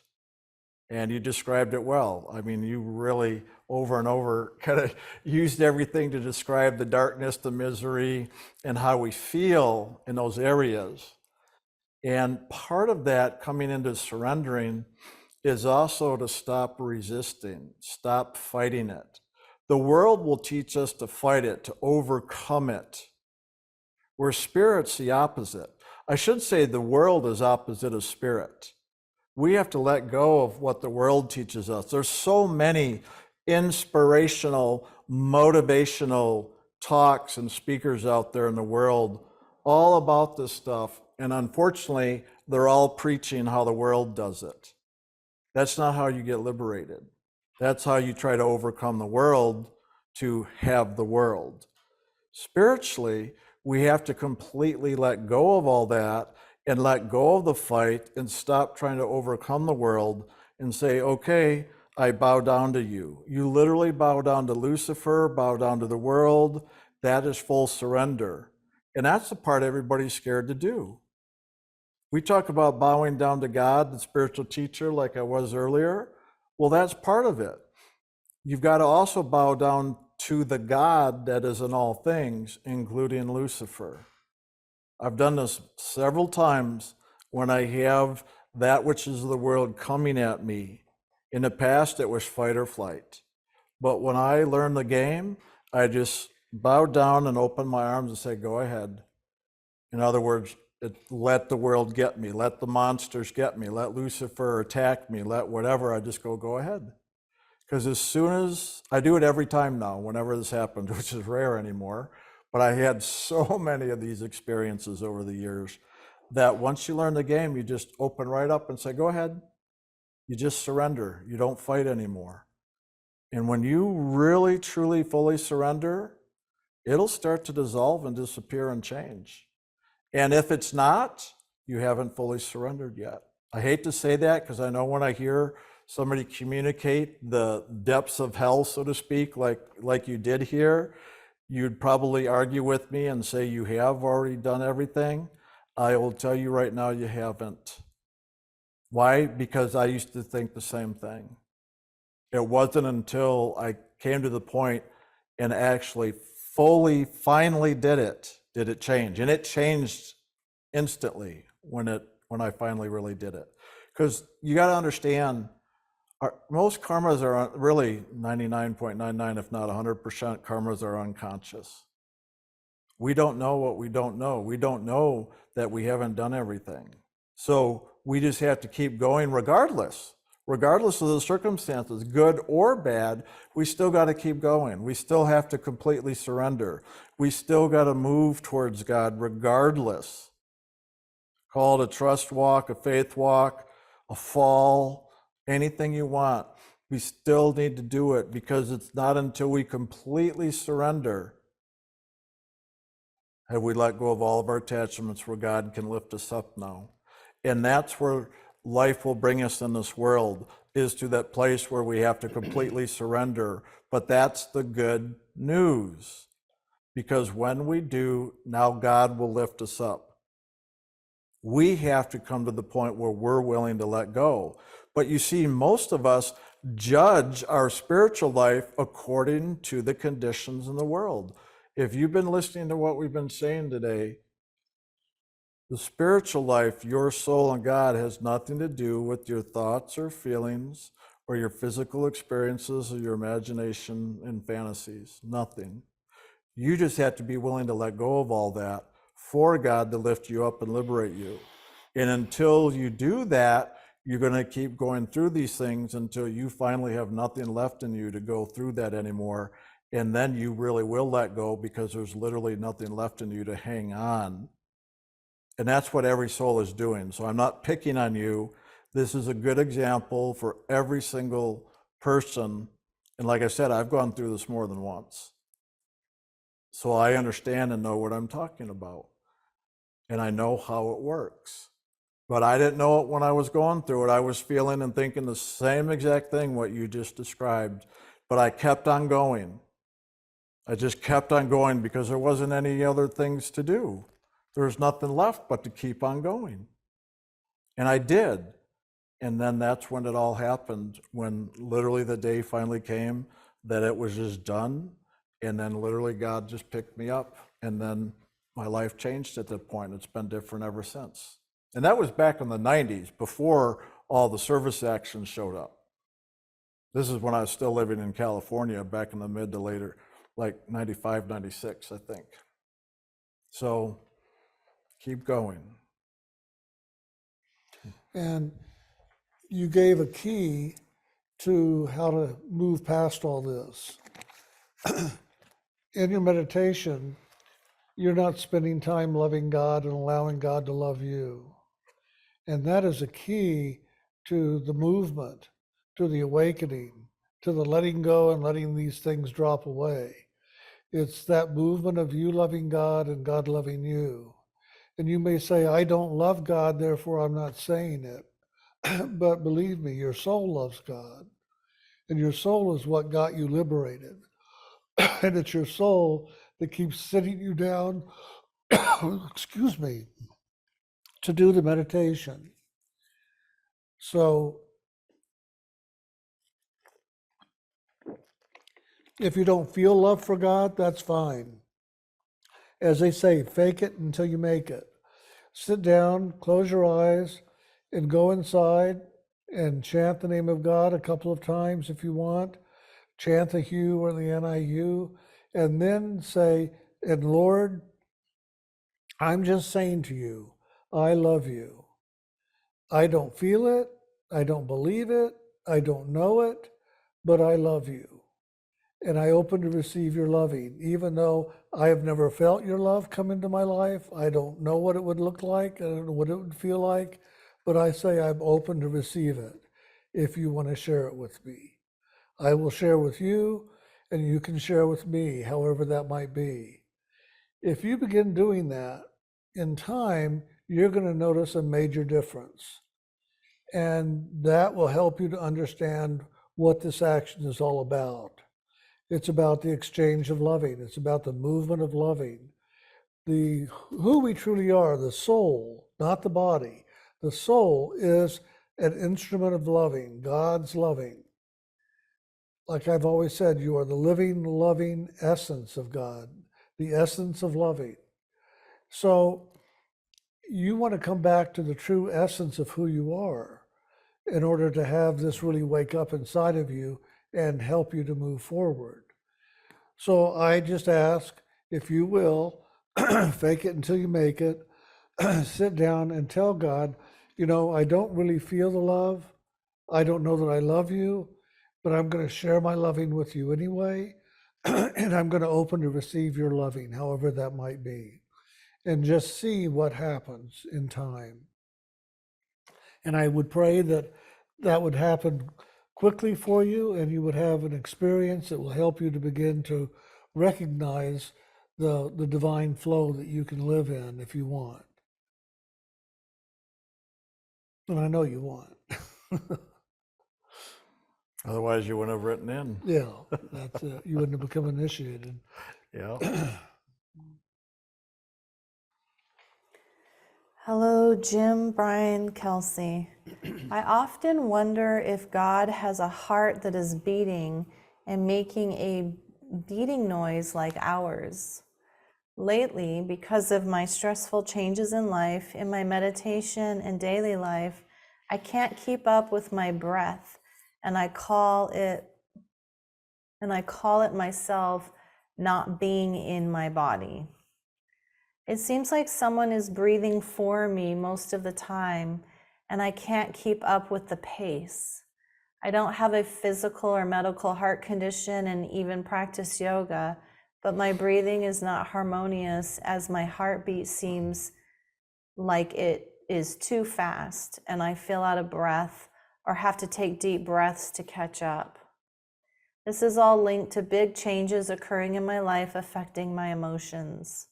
During my meditations, it is very perturbing as my focus is all consumed by my breath and lacking air and taking deep breaths to catch up. It makes it very hard to keep the focus on God lately. Today in my meditation with Jim, I could hear my heart beating or pulse very loud like a drumbeat in my ears, and the pace seemed too fast for me to feel aligned with my own normal breath. I asked God for help, and for a short time, my heartbeat slowed down so much that it suddenly was beating half as fast. It was neat to experience the change of pace. I believe I aligned myself with God's heart pace for a few minutes. I appreciate any comments. Well, one, you've now experienced it. You can do that again and again just by going inside and meditating and slow everything down, quiet everything down, and focus on that place of peace and loving inside of you. That's here at the top of the seat of the soul and above. That's where your soul resides. That's where that loving peace resides. So focus there. Don't focus down. Don't even look to listen to your heart or anything else in your body going on. That's not going to serve you. That may be an old yogic practice, but that's not going to serve you. You want to be able to focus on God only and not focus on your heartbeat, your breath, or how you're doing that in comparison to God. God doesn't have a breath in the sense of he breathes in and out. God doesn't have a heartbeat in the sense of we do, like we do. So don't look for that. Just look to your own quiet, to your own peace, to that simplicity inside. And on a physical level, I would do two things. One, I'd spend some time every day walking, just as a gentle exercise for yourself, maybe 20 minutes, just to kind of calm the body, bring the body into a place of peace. And another would be to go see a doctor and have everything checked out, and check out your blood pressure, check out your heart rate, check all these things out so that you have the information of what's real, and then see if it is real for you physically or if it's your imagination running or just whatever. We'll do a lot of things with fear, and it can feed the imagination inside of us and make us think something's out of balance when it's not. So I would do the thing with the doctor just to answer some of the things. And I would also do the walking, and then I would definitely do the meditation, just sharing your loving with God and receiving God's loving, and see what might happen in that action as well. This is one of those rare circumstances where we might, again, we're not doctors, so we can't, legally tell you anything. Just it's up to you to go do it. But what you just described to me really is emotional anxiety. So if you see a doctor, more than likely they'll probably at least temporarily give you some type of anti-anxiety medication. Just by listening to what you said, that's my interpretation of it. But that's again why Jim said you need to go to the doctor, because you just described very well the symptoms of anxiety and high blood pressure. So you definitely want to see the doctor to physically do what you need to do if there's a medication. And again, don't be afraid of doing that. And it could be very temporary, because if you do the walks like Jim said and the meditation practice to rise above all that, just those things alone could bring it into balance. But if you need a little bit of short term to help get you there, that's where you definitely want to talk to the doctor and work with them if they recommend some type of medication. And I don't know that that's going to be the case at all. Yeah, The doctor we may don't say, know. gosh, you've got great blood Yeah. pressure. You're perfectly fine. Your lungs sound healthy. It may just be truly just an emotional component. Yeah, that's And as you get through whatever the emotional component, it may just all drop away. it. It will. More than likely, that'll be the case. But better to be safe and handle the physical as well. But based on what you said, it really truly sounded like some type of emotional anxiety and all of that. That's where doing the laugh workbook exercises are so important. Very important, because you got to look at what's causing the emotional anxiety and then do the underlying inner work to help handle whatever that is. And that's where we'll see the biggest changes, because even if you need a medication, it's still not going to go to the root cause of what's causing all of this. So regardless, it's always good to do the LAF type of exercises to work on whatever that is going on inside causing the anxiety.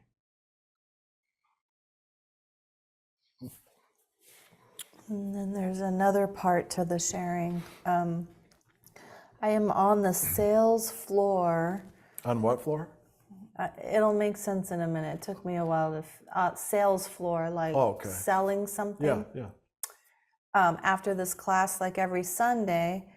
And last week, I truly experienced what Jim just shared more than ever. I sold some of the pearl designs I make myself.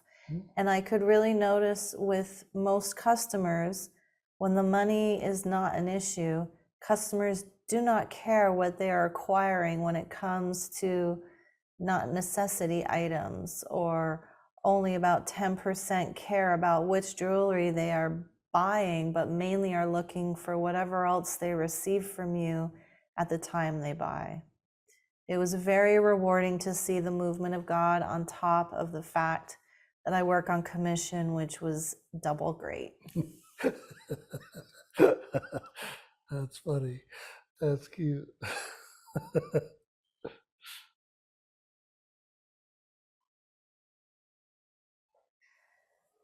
Brian and Jim via Kelsey. That's cute.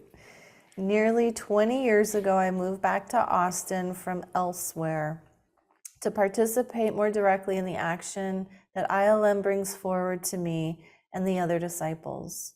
For many years, I felt greatly empowered by the presence of others on the path and walked with them in the presence of living masters, and all seemed well. I too loved our Tuesday nights, and I deeply missed the connection I felt at that time. I am feeling a great deal of despair now, because it feels as though the uplifting presence of supportive energy I once felt now seems remote and largely inaccessible. Most of my worldly work now seems empty and complete. My connections with other group efforts in life seem to have dropped away. I've lost so many friends and loved ones who were once participating in the pursuit with me. I feel very privileged to be able to still connect in a way through technology means, but there's an emptiness in it now because of the remoteness of the medium. I've begun listening to old class recordings again, and as you said, Brian, I've felt the nostalgia of those similar, chummier times. I now feel isolated, lost, and very much alone at this time, although this is likely a problem of perception and not truth or reality. I would like to feel more a part of something, as it were, and less a traveler on a very lonely road. I await your wisdom and feedback, and I do love you very much and appreciate the privilege I've been extended by Spirit and the two of you. Thank you. Thank you. Yeah, I definitely understand. I mean, a big part of the Tuesday nights was also the camaraderie, obviously, that went in there. I mean, there's a really wonderful group camaraderie and friendships and companionship, on the path. There's no question getting together in person helps to feed that. And that's always missed. There's no question about that. But even with that, it's up to each person to still find those friendships, those connections in whatever way they can to help answer that, whether it's one other person or no other person or a group of people or whatever that is. And that's another reason too, we'll at some point get back to having in-person meetings. Again, a lot of this has been due to the COVID, and we probably could start doing in-person meetings again, but we just still are seeing too many issues with people, when they get together in groups, even small ones, getting COVID, and we really don't want to offer that opportunity here in ILM. So I'm hoping sometime next year it'll be clear enough we can do it, but I know that is a big, thing for most people, is that camaraderie. And even though that's not anything to do with the inner pathway of liberation, it still makes a difference, I know, on this level for all of us. And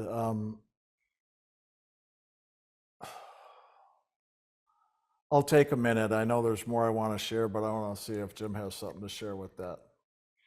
Do you have something more around all that to share? Well, it might be nice to maybe start out with a potluck Yeah. and start doing potlucks once in a while as a group at maybe other people's houses, not always at this Yeah. one. We used to do that. Yeah, and then we can start doing our Tuesday night classes. I would say after the first of the year, let's get through the year and start doing Tuesday night classes, February, March probably, and see what can happen. You don't mean every week, No, or not in person, do you? The Tuesday nights? I'd You like mean to on- start doing in person. Yeah, I want to get past, Yeah. because COVID is on the rise in Europe again, and this is just a talk for us to figure out how. As you And- can see, we're literally talking amongst ourselves right now. And I want to wait until I see, because they'll keep warning that COVID is coming to the US as soon as it starts getting colder. In Europe, it's already getting colder. And so I don't want to take any chances. I've done very well up until this point, and I don't want to all of a sudden expose myself to something I don't have to. So I'd say like March, we could go ahead and maybe just kind of in our minds start focusing that direction and see if we can pull that together. But even a potluck or something somewhere would be fun. I would enjoy it if we could do something like that sometime. Maybe start it out in March as a potluck and then go from there. So you guys are hearing now, I mean, we've thrown this around a tiny bit, but haven't really had the serious discussions because of COVID yet. But we are taking that to heart and trying to figure out some things that might work. So, I mean, the old group used to do, what was it, once a month? Wasn't it international potluck dinners or something? Yeah. I mean, that was a nice time socially to get together, not just for ILMers, but anybody really. People would bring friends or family members or whatever. So that's something we'll look at doing in the future. And we used to rotate to different people's homes that wanted to host those. We can look at doing that again.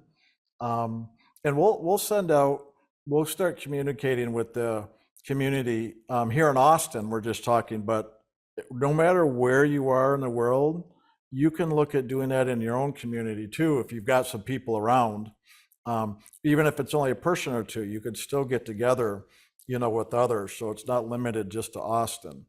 But these are some of the things we're looking at. And even if we do Tuesday nights again, it would be virtually to start off, and it wouldn't be every week really. No. But we don't know, like I said earlier at the end of my talk, we don't really know, the timelines on things yet. These are the things we're looking at, and just like today, we're obviously already starting the discussions. So we'll look at next year if COVID calms down enough to start doing some kind of in-person gatherings again, because I know a lot of people miss the I do community too. action big time for I sure. do. Yeah. But I just want to take care of my health as well. I Yep. mean, we've seen too many people Yeah. having long-term COVID. We've had quite a few people that have died, several initiates. Yeah. And I just don't want to put myself into a place where I'm in danger. Or you either. I don't want to endanger any of us. No, maybe we should start now though. We'll present the opportunity of liberation sooner than later.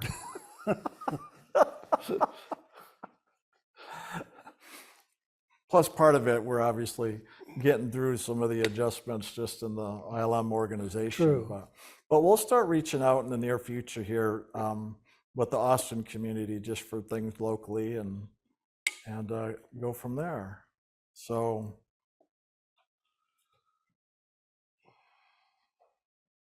any other things you'd like to address on? No. I mean, that's obviously a physical level we're talking about addressing Yeah. with all that, but I think we all need to get back together physically if we can.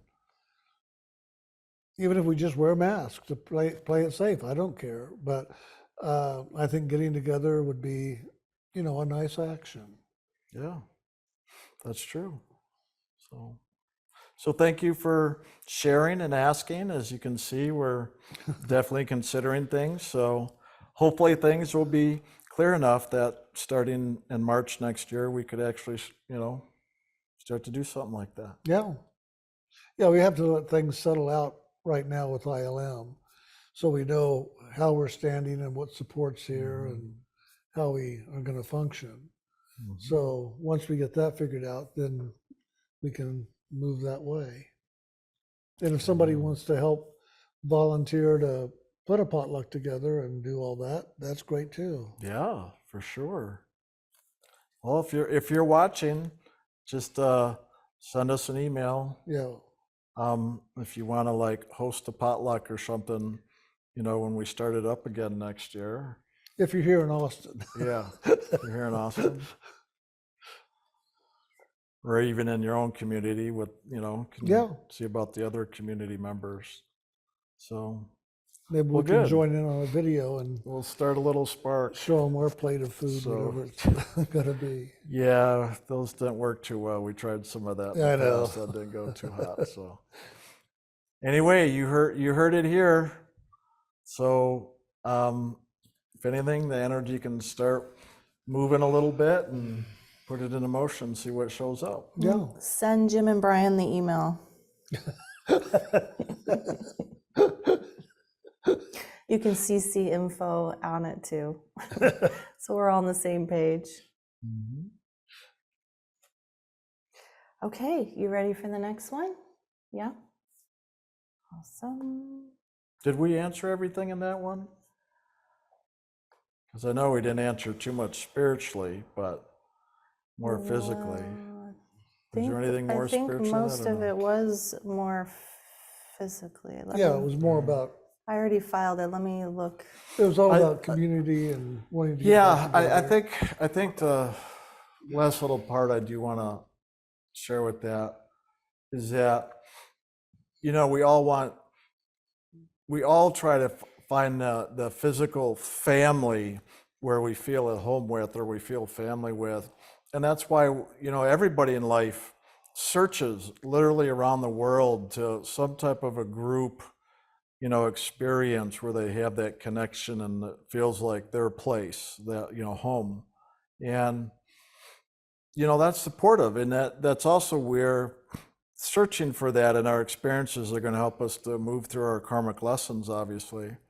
And part of the lessons from what this individual was sharing, it sounds like also as well, that part of that journey for you is also letting it be okay, like coming into greater acceptance of the aloneness and when you don't have that outer connection. Because even though it seems hard, or I can't remember the word you used, disappointing or disturbing, or I can't remember, that's where the lesson is, when we can also now start to come into acceptance with whatever that is inside of us, where we feel, desperate in ways or really want something so bad, that when we can just surrender to that, come into acceptance and that okayness, is where often it'll transform. Because there's definitely a lesson in all that. You heard us obviously talking about things physically to start to answer on one level, but that's not the real answer as far as spiritually what's there to work with. And that's true for any of us. A lot of us just carry around the fear of being alone. That's a big one for pretty much every soul that's come into this creation, because once we left the spiritual realms, we feel separate from God. In that separation, we feel alone. And so that's one of the big illusions and fears that each soul, each of us, has to come into acceptance of and loving.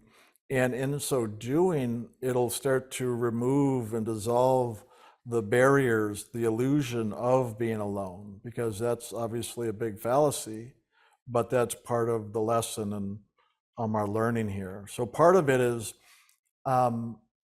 take that desperation you may feel of being alone and take it inside and direct it towards God with your loving. When you love God, put the desperation in there, because what is desperation but truly longing to be back in that oneness with God and no longer experiencing the separation or aloneness. So in other words, take what may seem like a negative and use it, because that's what it's there for. To use it to serve you now, and then not just healing whatever that is, like a mental emotional process, but truly using it what it's really there for, and truly that's to answer the soul's longing to be back home with God. So let it support you is what I'm saying. Instead of being upset and reacting to it, take the upset reaction and channel that into your meditation and loving God. And that's where you're going to get a big benefit. That's what I used to do. If you've heard my stories in the past, like in the 1990s when I was in California, in the weekends when I'd want to get together with people, but I felt so alone, I'd drive around eating my M&Ms and crying my eyes out because of feeling those feelings of truly what I didn't realize until later was just my soul's longing to be with God. But over those years of going through that, again, I had the experience to see what that really was. That which I experienced as sadness in the world, when I turned around, was truly my soul's longing to be one with God. And so at one point in that turning, from that point forward, then all those things inside of me served me now in just continuing to develop that inner relationship and my oneness with God. And that's what it's really about anyway. And then when you do, because you can be in a group of people and still feel alone. You can be in a relationship and still feel alone. You can sleep in the same bed with somebody and still feel alone. So you know where I'm going with this now. So it's not just about the groups and the other, like what we are talking. We know that's important, and what Jim and I are talking about is not for the reason that I'm sharing now. We're just trying to work out physical logistics that we know is supportive and serves the soul to some degree, but that's really more the basic self level. But regardless of that basic self level, we need to answer and take those actions for the spiritual level. And so that's the part I wanted to answer. And that's why I didn't finish my answer earlier, because I wanted to handle the physical part first that we just talked about. Do you have anything more you'd add to that? No, that's fine. Okay. Because that is, I just can't stress enough, that's a big one. I hear this probably more than anything is the fear of being alone. Really is. The fear of being alone and the fear of loss. And maybe those two are tied into the same thing. Because in truth, when we left the spiritual realms, we had the sense of loss of our oneness with God, and at the same time took on the feeling of being alone. So that kind of ties together, obviously, in a lot of ways. And obviously, this pathway is all about healing and mending that. And the other part is service. Getting together with the group, we can still feel alone, but if we can get together and somehow participate in an action of service, that brings it to a whole nother level. And I know, unfortunately, with COVID, that has limited us as well. And I know we used to do that Coins for Kids project, and maybe we'll start something up again, or maybe we'll have something else show up. I don't know. You know, I would love to have an ILM center again where we could gather and do the classes and whatever projects. And that's not going to work where we're at in Lakeway in the house here now. But so if anybody knows of anything in town or whatever to gather as a gathering place again, but that's obviously not going to cost us anything, that somebody could voluntarily, you know, donate, even if it's just once a month or whatever, that'd be great. So if anybody knows anything, again, please let us know. These are the things we're going to want to be looking at as we go into the new year. Yeah. For sure. Whether it's getting together for potlucks or Tuesday night class again, or whatever may show up here. It's actually kind of fun talking about it. So let's do it as an action of service. Good. That'd be awesome. So thank you. Whoever wrote that in, that was nice. It generated a lot of wonderful talk. Yeah, it did. Yeah. Thank you. Okay, I recently had the experience where I reacted so intensely to something that I felt like I was filled with anger and rage. I even realized the source of it, but when I have these intense reactions, it is difficult for me to get out of it.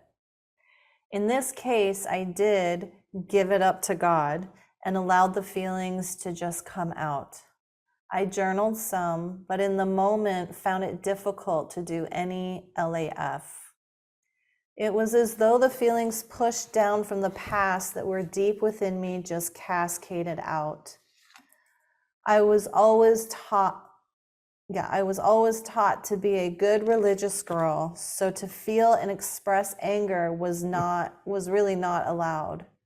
So I just let myself be angry.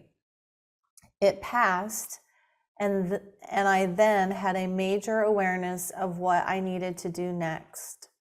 Any comments on this? Yeah. Go ahead. Oh, as a yes or no question. So I said, yeah. Oh, Yes, okay. Well, aside from my bad humor. Well, one, you're already doing it. The very fact that you said you got your answers or clarity and movement forward, that says it right there. When we're suppressing and shutting down any part of us, you're not going to get the answers because the energy's stuck. And all that anger is, it's so funny because people always judge anger as a negative, bad thing. It's not. Anger is just backed up energy because we've suppressed some part of ourselves. That's it. But the longer that pressure builds from the suppression, it tends to turn into a negative. And so it's the negative bent that we put on it that makes it disturbing or upsetting, or we judge it as a bad or negative thing. But if we look at the underlying truth underneath all that, you'll see that it's a good thing. What I found to do is exactly what you did, is just find a way to express the anger, but to express it in a productive, constructive way, because when you do, it's going to lead you in the direction you want to go and actually support you now on the upward path. And you'll find as you give it expression and really do what you can as a productive, constructive way, because of course you can take the anger and turn it negative by destroying things, by doing insults, by judging and criticizing. Yes, that's that's how most people associate anger. But don't associate it that way. Look deeper and see why you're upset. And that deeper why is the positive, productive, constructive way, and start to now express or channel that now in the direction you want to go to create the good. Because underneath it is your soul's creativity wanting to create good, to give expression in an uplifting, loving way. We just got to do the inner work to get to that deeper level.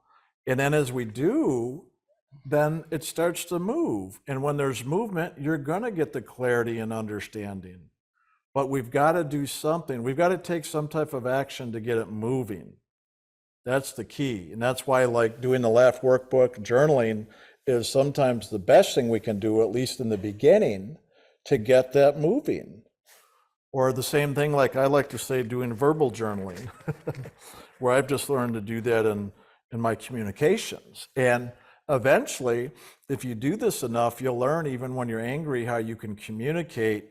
Now, instead of communicating your anger and upset and tearing people down, eventually you'll learn to use your anger to now be constructive and move relationships to a wonderful, positive, productive place. And then it turns out to be for the good of everybody. And one thing I've also found in this, when I express the truth of what's underlying the anger, it always moves in that greater clarity and upliftment. And I have found so many people feel exactly the same thing I did, but they were too scared to express it because of the connotations anger usually has. So when I find a way to express it, it gives them an example, and then they're grateful because they see the good that can come out of it, and then they begin to find ways how to do the same for themselves in other situations. Go ahead. That was very good. I would leave it at that. Anger is one of the, to me, ABCs of learning how to really do communion in action. Because always underlying the anger is something really good. It's just getting to that and then actually expressing it and no longer holding back or suppressing yourself. But you got to get to the deeper stuff. Otherwise, you're going to just blast other people and create more damage. And that's why it's better to take the time to do the inner work to really discover the deeper thing. And then you'll see how you can express it outwardly to be actually productive.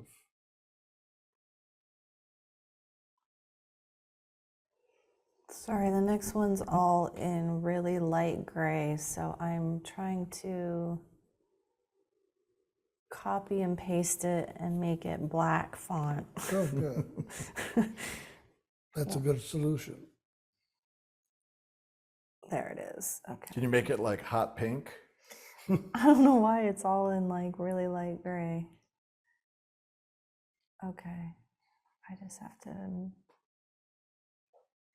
make it bigger. All right. But did you have anything more you wanted to say around the anger? No, you put it well. Okay. This one's long. Hello, beautiful souls. Wow, what an amazing day. Thank you to everyone who makes it possible for us to join together like this. What a gift. I'm just feeling so eek today. Like happy. So excited. Just sharing that. Kelsey, meditation this afternoon was very beautiful. I was slightly distracted as your Anahu tone totally changed and I had to restart, but it was very attentive for me. Thank you. I need those flowers in my life. Cute vase. Jim, you always just make me cry these days. All in loving though. Beautiful sharing. Both were actually, but I'm so glad your friend had the strength to ask for your help that day. I don't think some people realize how vulnerable it makes you feel having to ask for help. But there is true strength in vulnerability. Thank you so much for that beautiful reminder. Brian, you're wearing my favorite shirt. You absolute legend. High five. I think your sharing answered one of my questions already. I wanted to share with you all an inner experience I had and maybe get some clarity. So here's the meditation. I appear in front of a tree, a lone tree in a lone place. It is ginormous, very oddly symmetrical tree. Like two halves make a whole type thing. It feels like the tree of love, if there's such a thing. There's such loving coming from it, and there's a beautiful blue light shining through the tree branches and an entry at the bottom of the tree, which is also blue. I walked towards the tree and I started to lift, and it feels like I'm being carried forward into the light. Brian appears through the blue entry at the bottom of the tree. He takes my hand and we go through the blue entry together. I'm feeling like warm fluid is being poured into my head and it's covering every part of my body. I feel all tingly. Brian and I get through to the other side and we are in a beautiful temple inside the tree. Ailish, Jim, and Kelsey are there waiting for Brian and I. Jim and Kelsey are standing by an altar of some kind. There is a leather-bound book that ties closed with skinny leather ties, a blue and purple strand of material. It's about 3 meters long the way it's laying on the altar. There is something that looks like a candle holder, but there is no candle and it isn't lit. And the tablecloth that covers the altar has knotted material all around the edging of the tablecloth. Some are blue and purple, some are purple and gold, some are pink and blue, and some are gold and white. Brian leads me up to Ailish, and he goes and joins Jim and Kelsey at the altar. I don't know why, but I'm so excited and so happy and so full of love. I look at Ailish, who steps forward towards me and holds me in embrace. It doesn't feel like Ailish. I'm pulled back and look into those beautiful eyes of hers. She smiles and says, "Are you okay, sweetheart?" I say, "Yeah, I feel so happy. I guess I'm just waiting for something to go wrong." She just kind of smirks at me and says, "Time to sign your life away." That's a saying we say when someone is getting married or signing a bank loan. I'm feeling a bit wary of Ailish, so focus all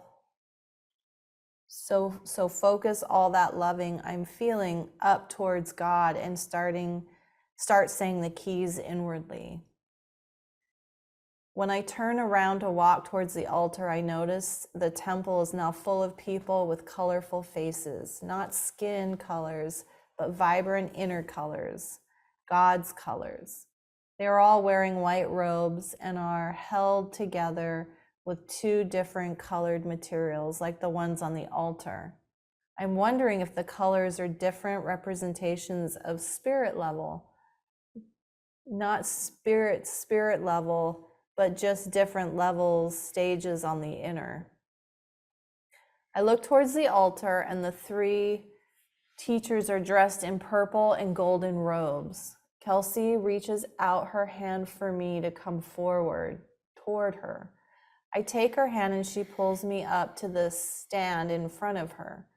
Brian is standing behind Kelsey and Jim is standing behind him. Brian takes Kelsey's right hand and places it out in front of her. Jim takes my right hand and places it out in front of me. Jim and Brian together link my and Kelsey's thumbs together, places her hand over the top of mine, so when the thumbs lock and you flip the hands backwards to make wings. Brian lifts the blue material and Jim lifts the purple material, and together Jim and Brian start wrapping mine and Kelsey's hands together, and they are also speaking some words I don't understand. It's another language, I think. Jim and Brian place mine and Kelsey's hands over the thing that looks like a candle holder. They are still reciting these words, and I don't understand, but it is all loving.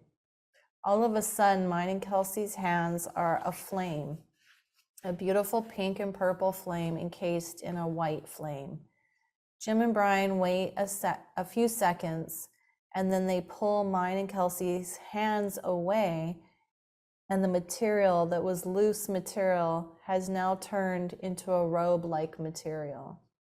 They unbind our hands and cut the material in two halves of the blue material and half of the purple material are handed to Kelsey. Kelsey steps towards me and wraps them around my white robe and ties them loosely. Jim and Brian tie the other two together and attach them to the end of the tablecloth with all the others. Jim and Brian start hugging Kelsey, and then I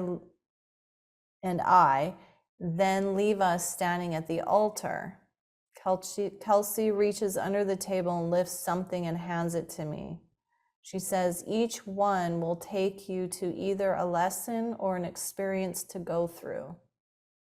She smiles and says, I have to join Jim and Brian, so why don't you try one until I get back? I accept the gift and watch Kelsey join Jim and Brian. When they join together, an almighty light appears around the three of them. I look at my gift, and it is a jar of seashells. With my gift in hand, I head towards my friend Ailish. She asks, what is it? And I explain. Ailish says we should try one of them. I'm unsure, as I was told they were lessons for me to learn. She pulls the jar from me and tells me to take her on an experience and tries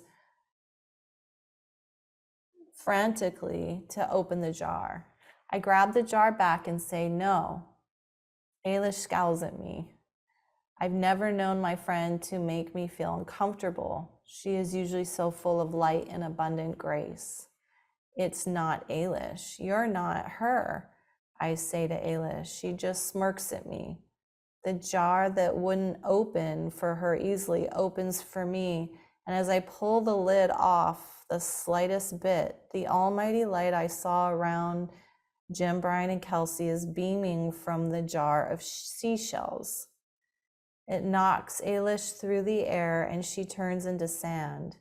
I tighten the lid on my jar of shells and go toward all the faceless people who are here to celebrate in the loving with us. I'm full of love and filling up more and more from all these beautiful souls. It was the kind of meditation you drift out of before you realize you're no longer meditating. A lot of it I understood. I love that each of you held my hand. Could you please clarify, though, why someone tried to take my seashells and what the sand means? The only sand I'm familiar with are the sands of time. Is that what that was? Also, how come Spirit shows three of you together? Spirit used to be you individually, especially Kelsey. Now the three of you have been very present together as one. The three of you are such a gift. Thank you. I love you. P.S. Everything will work out as God wants it to and in God's time. Yes, I know you know this, but sometimes it's nice when people recognize what's going on with you instead of turning a blind eye. If I've learned anything from being in this prison, it is this. God held my hand as I was walking through the storm and led me directly to a beautiful white lighter that led me here to you guys, to the path of sound and light. So even though change can be really shit, it doesn't make an incredible it does make an incredible fertilizer. And wow, just look at these beautiful flowers behind Jim and Brian to see the end result. Nobody knows what the future holds, but there is always a rainbow after the storm. And I just know the biggest, brightest, most incredible rainbow is coming y'all's way.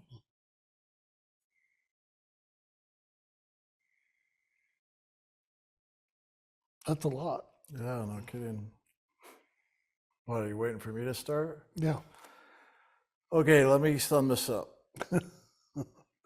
So to me, what I hear you describing is there's two trees that I know of inwardly. One, there's the tree of knowledge of good and evil, which is a reflection of the tree of life, which is the Garden of Eden, the soul realm, the spiritual.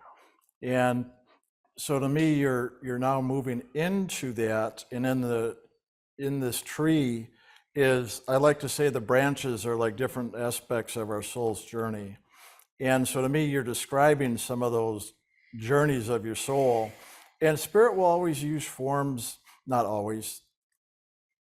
When there's something we want to be, spirit wants us to be more aware of, spirit will use symbols that will relate more closely with. So you described your friend Alish, that she symbolizes something for you.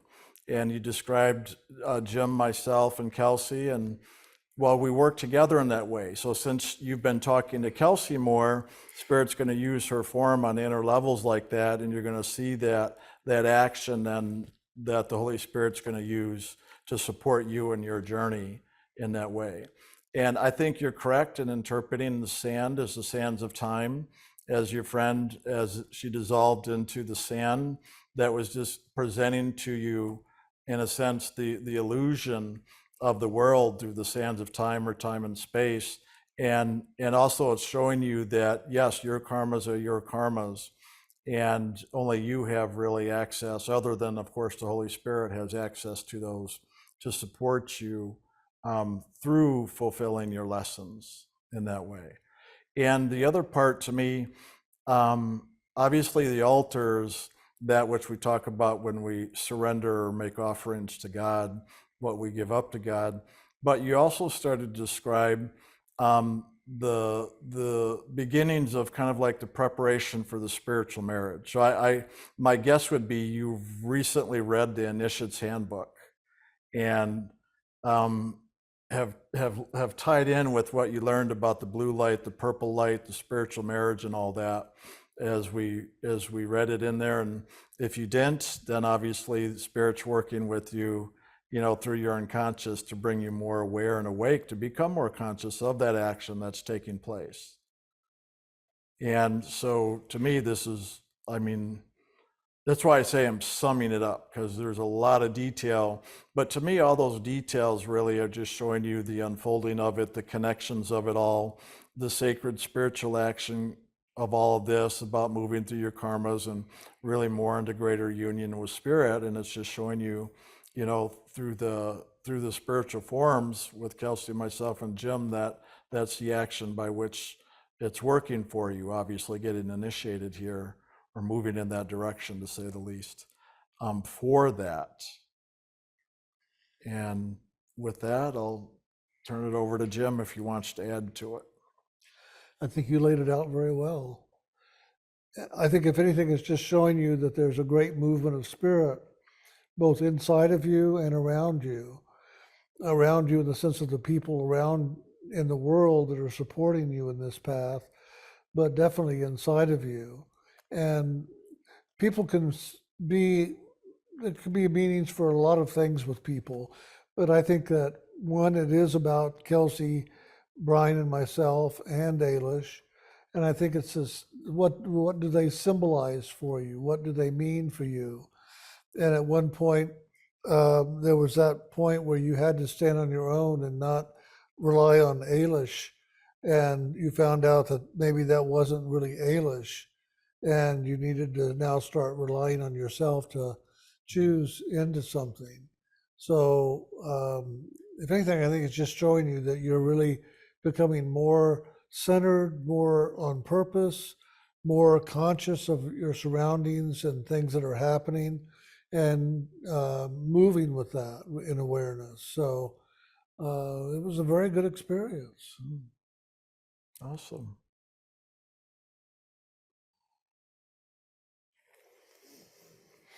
Okay, thank you both so much for your sharings today. The simplicity and peace was just what my soul needed. I'd like to say how much I appreciate the monthly focus on the website, how it helps me to go deeper within and deal with any challenges that come up as I try to live the loving more fully. I find each month's topic is so timely and relevant to what I'm learning. Brian, you mentioned the humility and bowing down to the Master today is what made me think of this monthly focus, because that's the effect it's having on me. It brings me to a point of surrendering my will, my preferences around ordinary things, and giving them up to God, and seems to be improving my relationship with God because I'm not ignoring my preferences and desires. So thank you again to all the team for the gifts that come via the website. During the summer, I had a very precious experience during one of my meditations. I would appreciate any insights you have to share. I was in a small room with solid white stone walls, and Jim was with me. He sits down next to me on my right on a wooden bench, and for a moment, I wonder if it's disrespectful to be sitting naked next to him. But the thought is immediately gone. Jim's speaking to me, but I don't remember the words. I just remember the feeling of being totally present. Then he stands and sprays a mist of some kind over my head that drifts down over my body. There's no fragrance. It's just pure and refreshing. Then we both leave the room and walk upstairs to the roof of the building together. When we get to the rooftop, Jim pauses, and I continue to walk forward. Under my feet are rough, dark-stained wooden beams, very hot from the sun. I wonder how my bare feet will manage, but I just continue chanting and walking forward on these planks that lead out into a dazzling white sun. In loving and gratitude, your initiate. Well, that's really definitely an inner experience, and it's one of greater awakening to the divine inside, and realizing that that's where your attention wants to be more than outer in the world. The mist is a way of dissolving a lot of it's a symbol of dissolving a lot of the illusion that one carries with them. And so having the mist sprayed over you is the action that, because of your meditation and your inner work, that the illusions are starting to dissolve now more and more, and you're seeing things for what they really are. Do you have some other things? Yeah. Go ahead. Yeah. So let me back up here. So the house is symbolic of your own consciousness. And the fact that you're going up to the roof is saying you're rising above now this physical consciousness. And up here, obviously, is where we want to go. And so entering out to the roof is now moving into the spiritual. And as you said, you're moving towards, the light. So obviously that's it now. You're starting to rise above your consciousness here. Being naked is all about the innocence, the vulnerability of literally the purity that we need to enter into in ourselves in order to move into spirit. And obviously there with Jim is the radiant form of the Holy Spirit. Well, that's the very thing that's guiding us, leading us, and literally also lifting us into the soul, into spirit. And shoot, there's something else in there. Would you mind repeating a little bit? And Kelsey? Yeah, I'm Oh. sorry. I'm just rereading to see what you haven't already addressed. No fragrance from the mist, pure and refreshing. Yeah, the pure and refreshing is like what Jim said. To me, that's another form of the Holy Spirit to do exactly what Jim shared. So the only last bit is, under my feet are rough, dark, stained wooden beams, very hot from the sun. I wonder how my bare feet will manage, but I just continue chanting and walking forward on those planks that lead out into a dazzling white sun. Yeah, I mean, that to me is just kind of symbolic of things in the consciousness dealing with the world. No need to know what any of that is. It's the stuff of the world that you're leaving behind as you walk into spirit. So you covered the experience. Before that, she mentioned giving her preferences and desires up to God. Yeah, I mean, that's obviously what we need to do, as I shared earlier, about completely surrendering everything. And this experience demonstrated that level of surrender. That's what the nakedness is. You literally are carrying nothing, and that vulnerability and your willingness to literally leave it all behind. In other words, the house, you're willing to now leave behind everything in your consciousness here to go to God. And that's exactly what we have to do to get liberated. So this experience is, the whole thing from beginning to end is symbolically exactly about that journey and what that looks like. And that's where it's nice, because when I hear the two aspects from your experience while you're here in your body, and then when you have an inner experience, you can see how they tie together. So what you're experiencing in your own makeup with your attitudes, your perception, is now symbolized all in this experience you had, and they're totally correlated. So it's nice that you stated one and then the other to demonstrate how these things can look on the inner levels, but then they reflect into our physical consciousness. And this is how we're aware of it, by change of attitudes, perceptions, perspectives of how we're living life, or how we've changed in living it now to approach it more in a spiritual way. Yeah, I'm sorry. I don't know why there's something I keep thinking I'm missing before walking to the roof or something. In No, the experience? I don't Yeah, think any so. experience from sitting naked from there until walking to the roof. Was there anything in between? Jim is speaking to me. I don't remember the words. I just Okay. remember feeling of being totally present. Great. Yeah.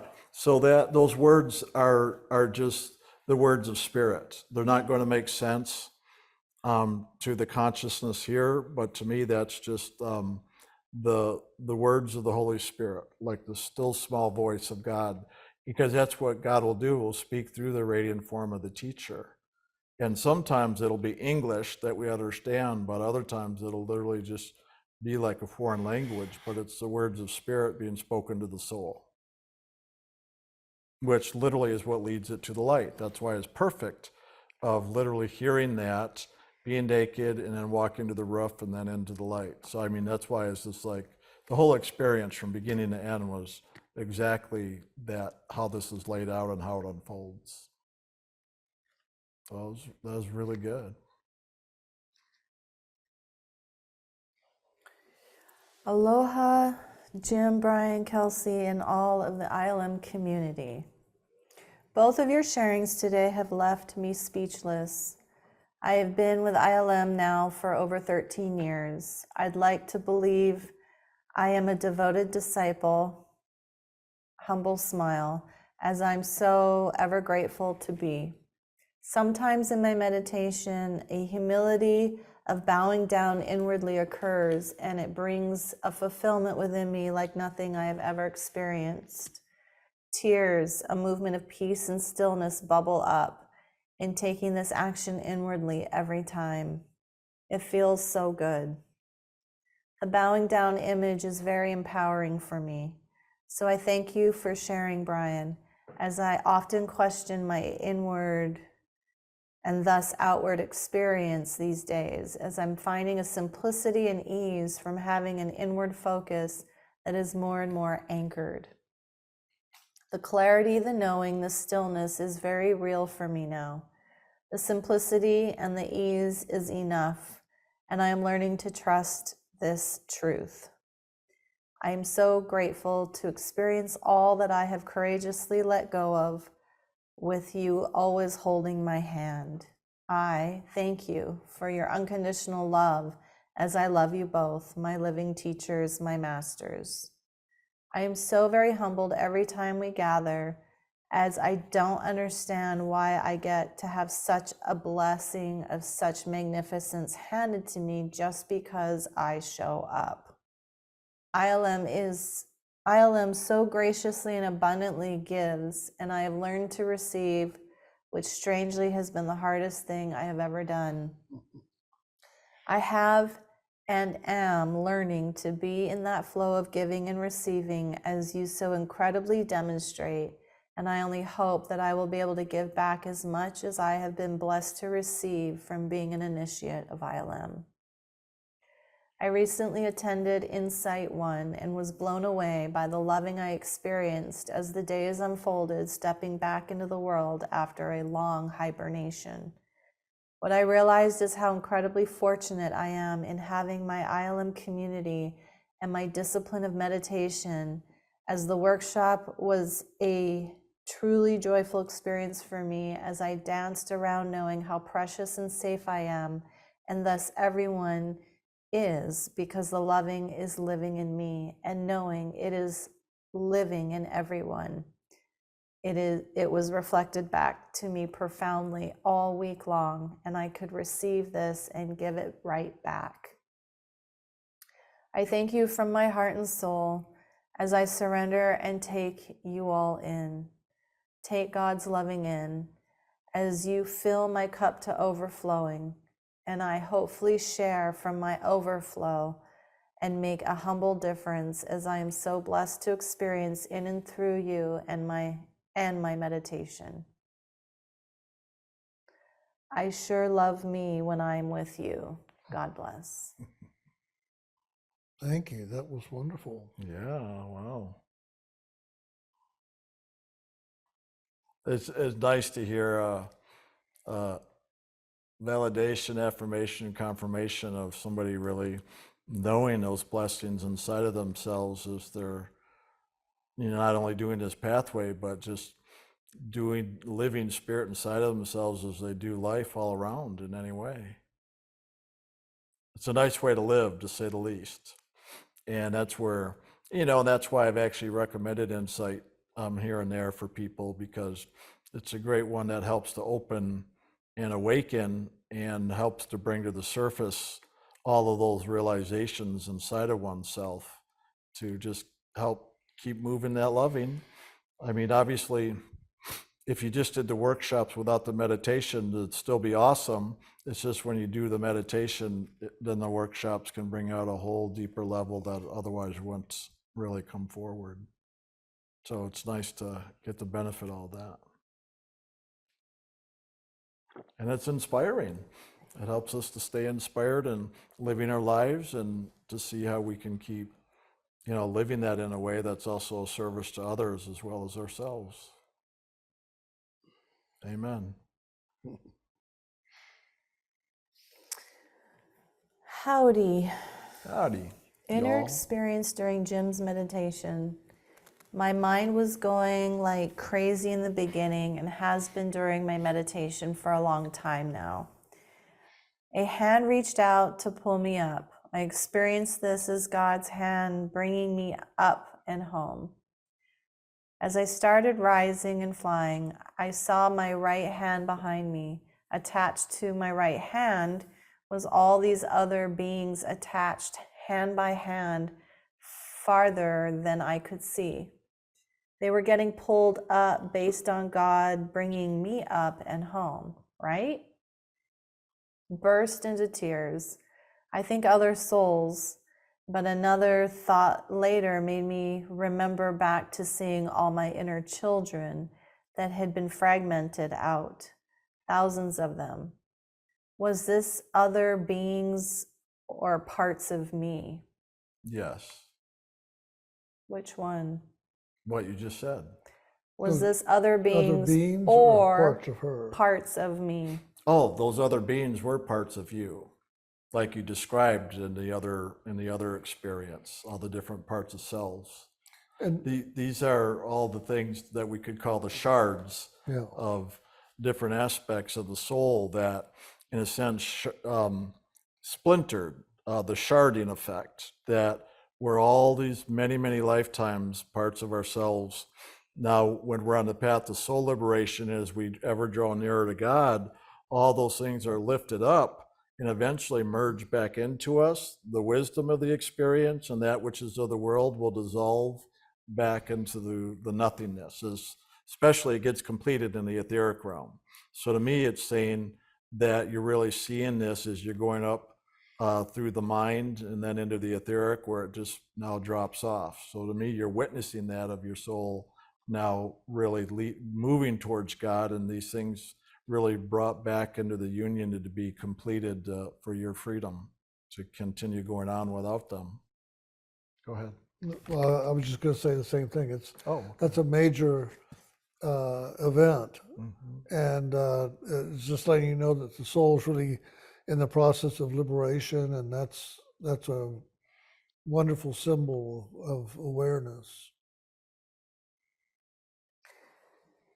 Seemed like a true service either to myself or others, and was just extended to these beings or parts of me doing nothing. Both of your talks touched me deeply today, and have been things that have been coming up for me as I began writing a book to share my own healing process over the last 30 plus years. Many of the steps are the lower levels and how to work the lower levels. But I know the true healing comes from all my meditation. Excuse me.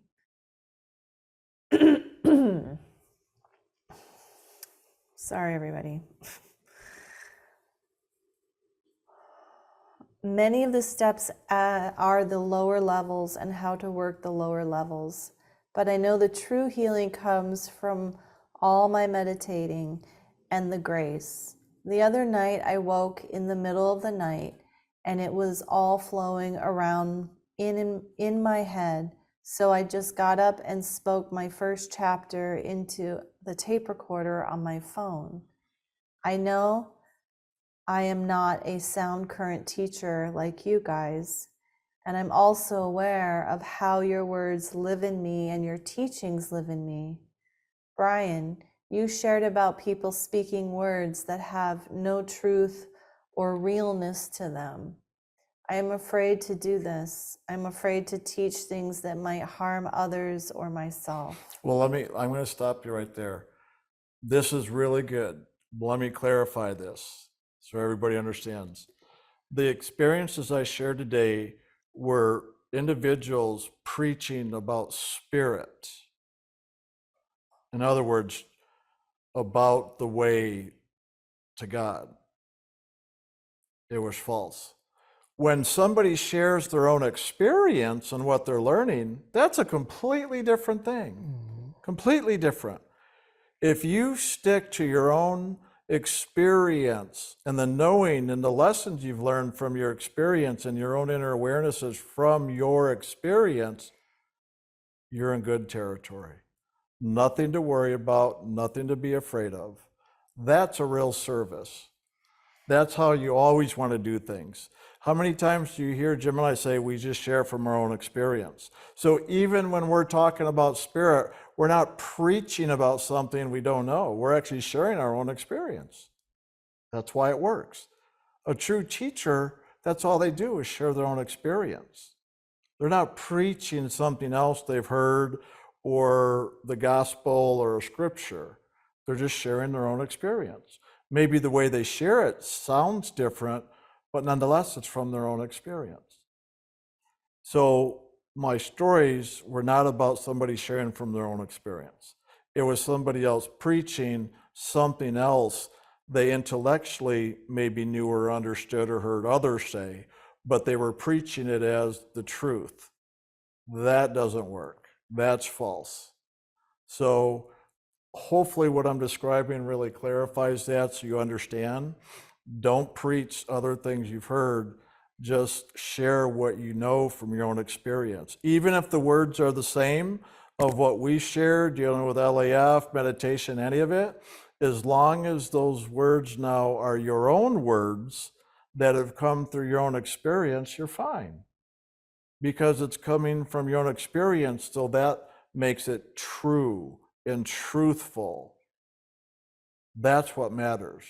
If you're just using our words and portraying those words as a truth that you believe is true, but you don't really know from your own experience, that's false. So anything you share, just make sure it's your truth from your experience. That's what makes it true. That alone makes it true. And that's what's important here. If you do that, nothing to worry about. You do that, then it's a great service. That is a great service. And that's the only way service really works, by the way, is from our own experience. Yeah. Okay? Should I keep reading? Yeah, go ahead and Okay. pick up where you left off. I just wanted to clarify that right at that point. So, Okay. Some part of me just wants to keep meditating my A off and doing it simpler, just being of service to my family and friends. that's fine. That's fine, by the way, if that's what it is. The other part doesn't want to shut the F up. I really feel so blessed and graced. I want to share that through books, workshops, etc. But how do you share grace? Because so much of what I've been given is just from hours and hours and hours and years and years and years of meditation. Well, one, you don't share grace, neither do we. God does. But how do we allow God to share the grace through us? By just sticking to our own experience. Same thing here. Share your own experience. The wisdom and the love of your soul then will come forward. And that's the real service. And that's how God's blessing then the doors can be opened to allow that to move. That's all you need to do.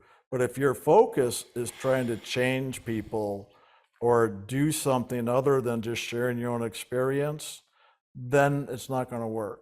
It won't work. It'll backfire on you. And for your own good, because that could get in the way of your own liberation. But again, if you're writing, if you're sharings, if you're workshops, whatever you do, if those are all based on your own experience, you're just fine. And then it's actually a really nice service for other people.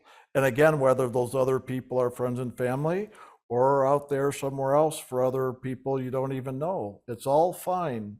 Again, just sticking to your truth from your experience. Can I share something? Sure. I just witnessed somebody at the seminar I was at. She's an initiate, and she just shared so vulnerably and honestly what she was experiencing in the moment. And I felt spirit move through her. That's right. And the presenter got it. Mm-hmm. And the presenter just ended up telling us on the assisting team that this person had captured his heart, and he made jokes throughout the rest of it, just saying how much she had opened his heart. And she just shared her truth. That's right. For herself, not trying to impress anybody, not trying to be anybody, just being honest and vulnerable.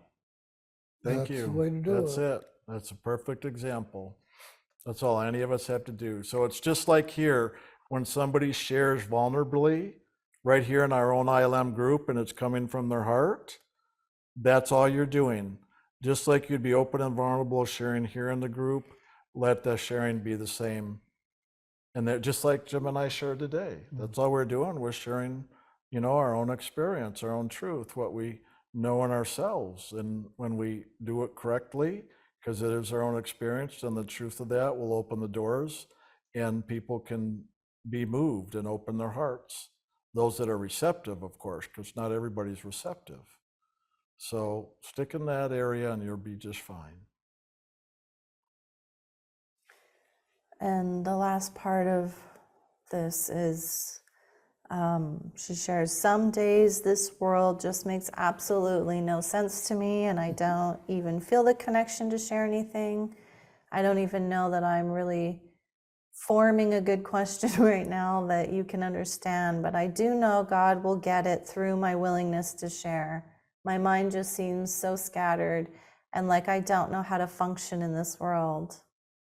Anything you could share would be greatly appreciated. My endless loving and gratitude to you all. To me, writing like you're doing, whether you're writing a book, writing a workshop, writing a script for a class, any of it, it's like journaling. So I would utilize the writing, first of all, as your own journal to help formulate and organize your thoughts. So if you're confused, like what you just said, just the journaling and writing this out is going to help bring the clarity and understanding of your own thoughts, the wisdom of your experience. That itself is a good exercise for no other reason than that. Now, in all of that journaling for yourself, if you can take that and formulate it in the way you're talking, like in a book or in a workshop, whatever, that's great. That's a wonderful service done. So utilize this first as your own journal to organize things and bring the greater clarity and understanding for yourself, to take yourself out of any confusion. And then if there's a way to turn it into something more, well, then to me, that's the other service that comes from being of service to yourself first. Anything else? No, that's well put. Very well put. Jim, Brian, and Kelsey, I at times visualize lights of various colors. Other times I see fast faces. So this is all in the meditation. Other times I see faces, etc., which are usually rather poorly defined, maybe distractions generated by my physical mind, not sure. Today during meditation, I saw very clearly animated human characters. They were in a couple of rooms that were without walls, only floors and stairways. They only moved up and down the stairs constantly. This was only present for a short time, but it was very clear, very distinct. These animations, these characters, were not anything I have seen in the past in meditation books, movies, etc. No past reference. Over the past year or so, I have made quite a bit of positive progress in my personal life, emotionally and mentally. But this is a work in progress. Thank you.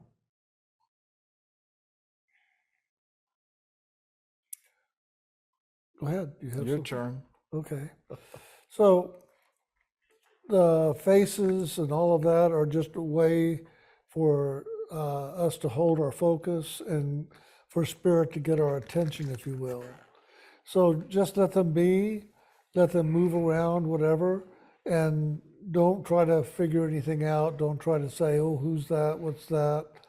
Just let them move on by and then see where you go next in the action of meditation. The one where you have all these figures running up and down stairs from room to room, that's about your own process within yourself of how things are moving inside of you, up and down.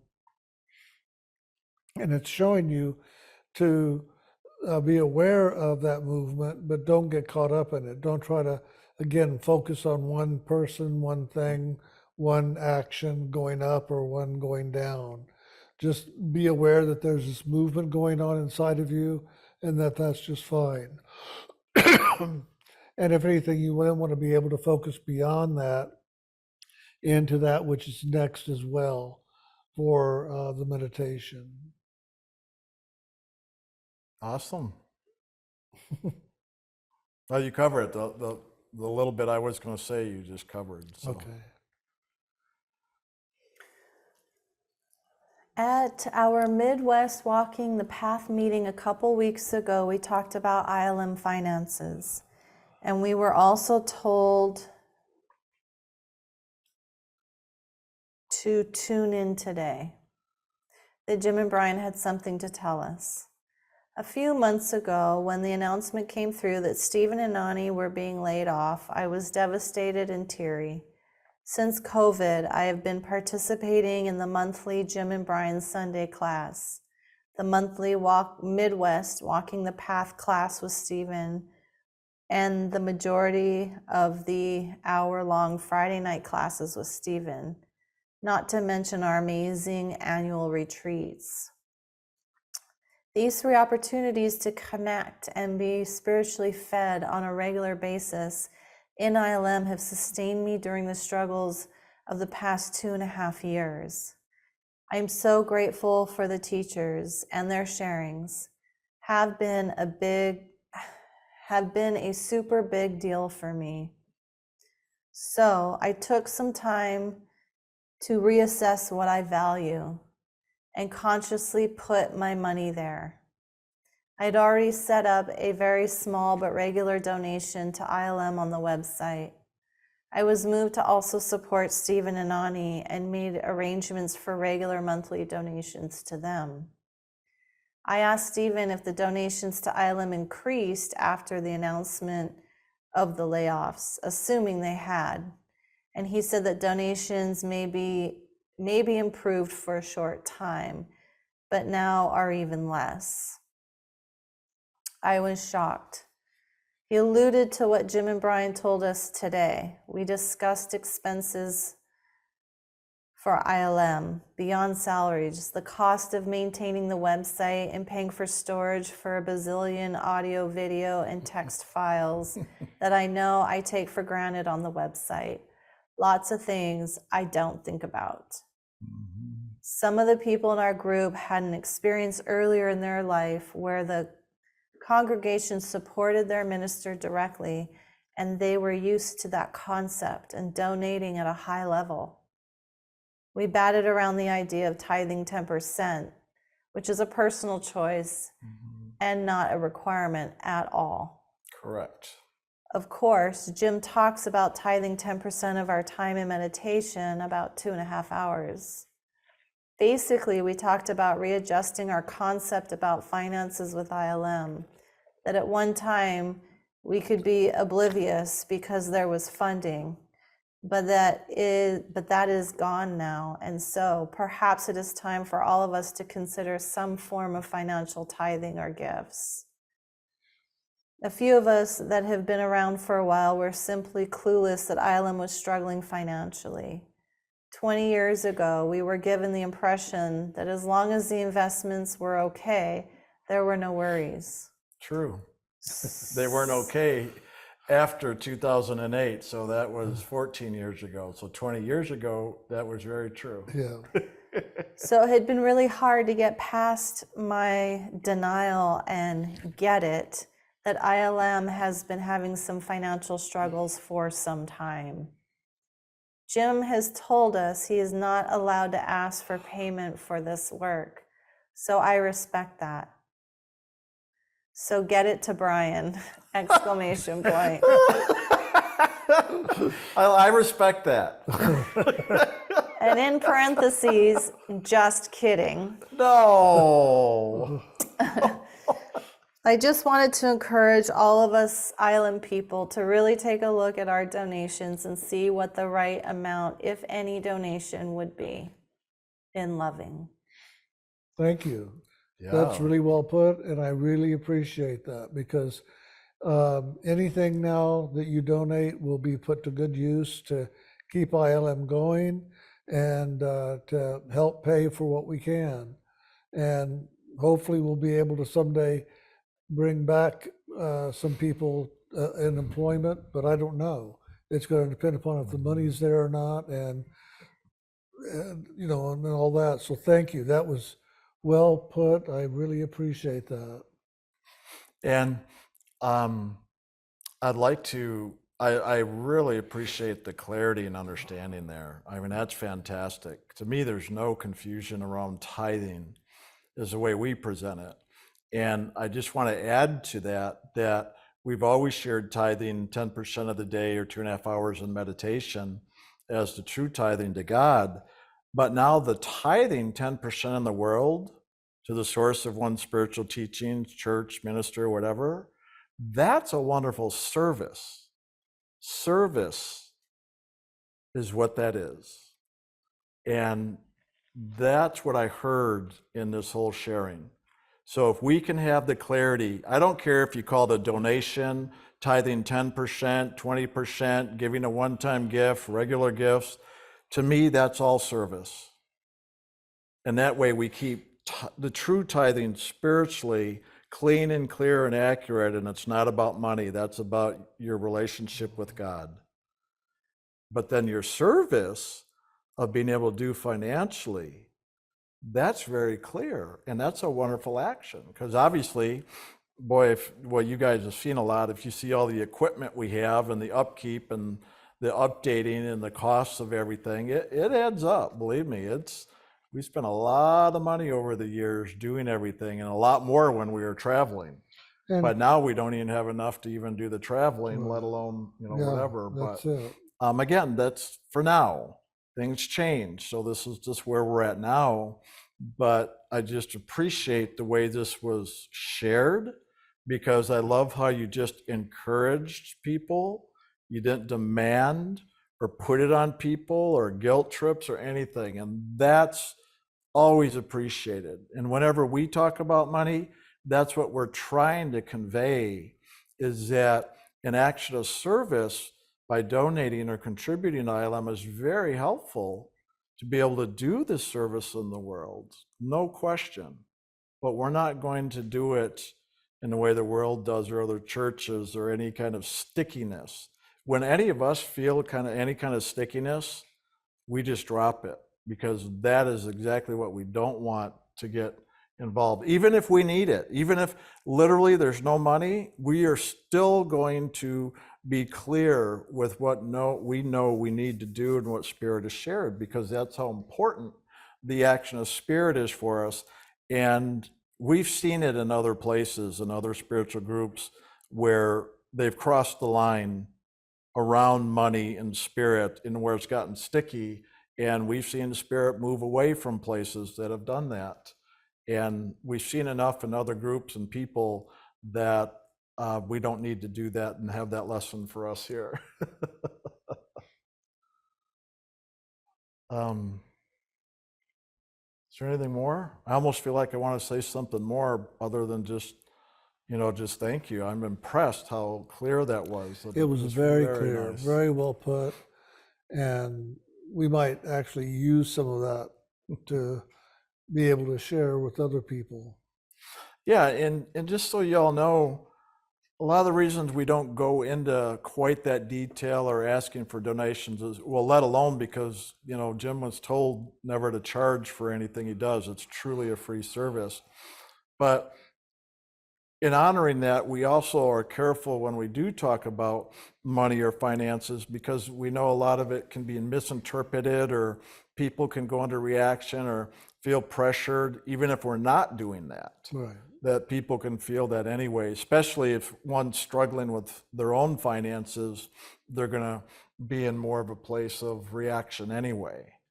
And so we're ever sensitive to that and aware of that, and why often we don't share about it. Well, one, it's not a conversation that should be part of any spiritual teaching anyway, but this part of sharing and conversation, it's fine. And again, it's a wonderful action of service. Just like we used to do coins for kids, we did it by money. We would donate money and buy gifts to give to children in need at Christmas time. It's a wonderful service. Same thing here, ILM. If you're getting value from what we're doing, there's nothing wrong with being of service and donating funds to help keep doing what we're doing. And obviously, if there's enough, we'd be able to offer more as far as staff involved as well. And, it's just kind of where it is. And even with some of the staff, like Stephen and Nani, and being volunteers, that there's still all the expenses, like literally for the emails.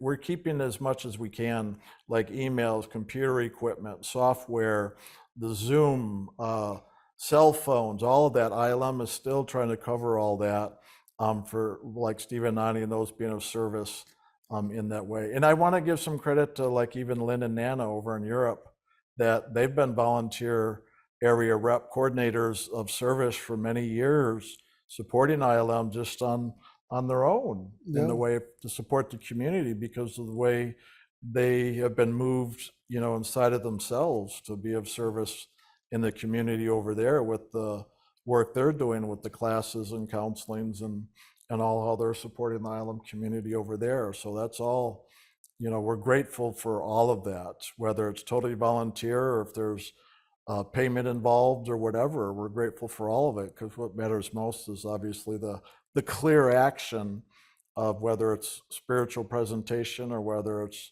like a donation of money, a service. Just as long as we're very clear with everything, we're good with it all, and that people understand. That's the most important part for us. So there's not confusion around that. So thank you, and all of that. And again, regardless of the level of ILM's finances, our services are still free and we don't charge for them. And at the same time, donations are welcome to help cover the cost to be able to do all this. I don't think we've ever shared it that clear. That was just an excellent email, how clear That was. So, No, that was perfect. yeah. That's why we keep repeating it, because we're impressed with I needed to hear it. Awesome. He does. He's had the hardest around money and people donating to ILM because of what he was told by Spirit at 18 when he started doing the service. Yep. So that's really appreciated. So I can't believe I've made it from 18 to now. 55 years. Okay, last one. Okay.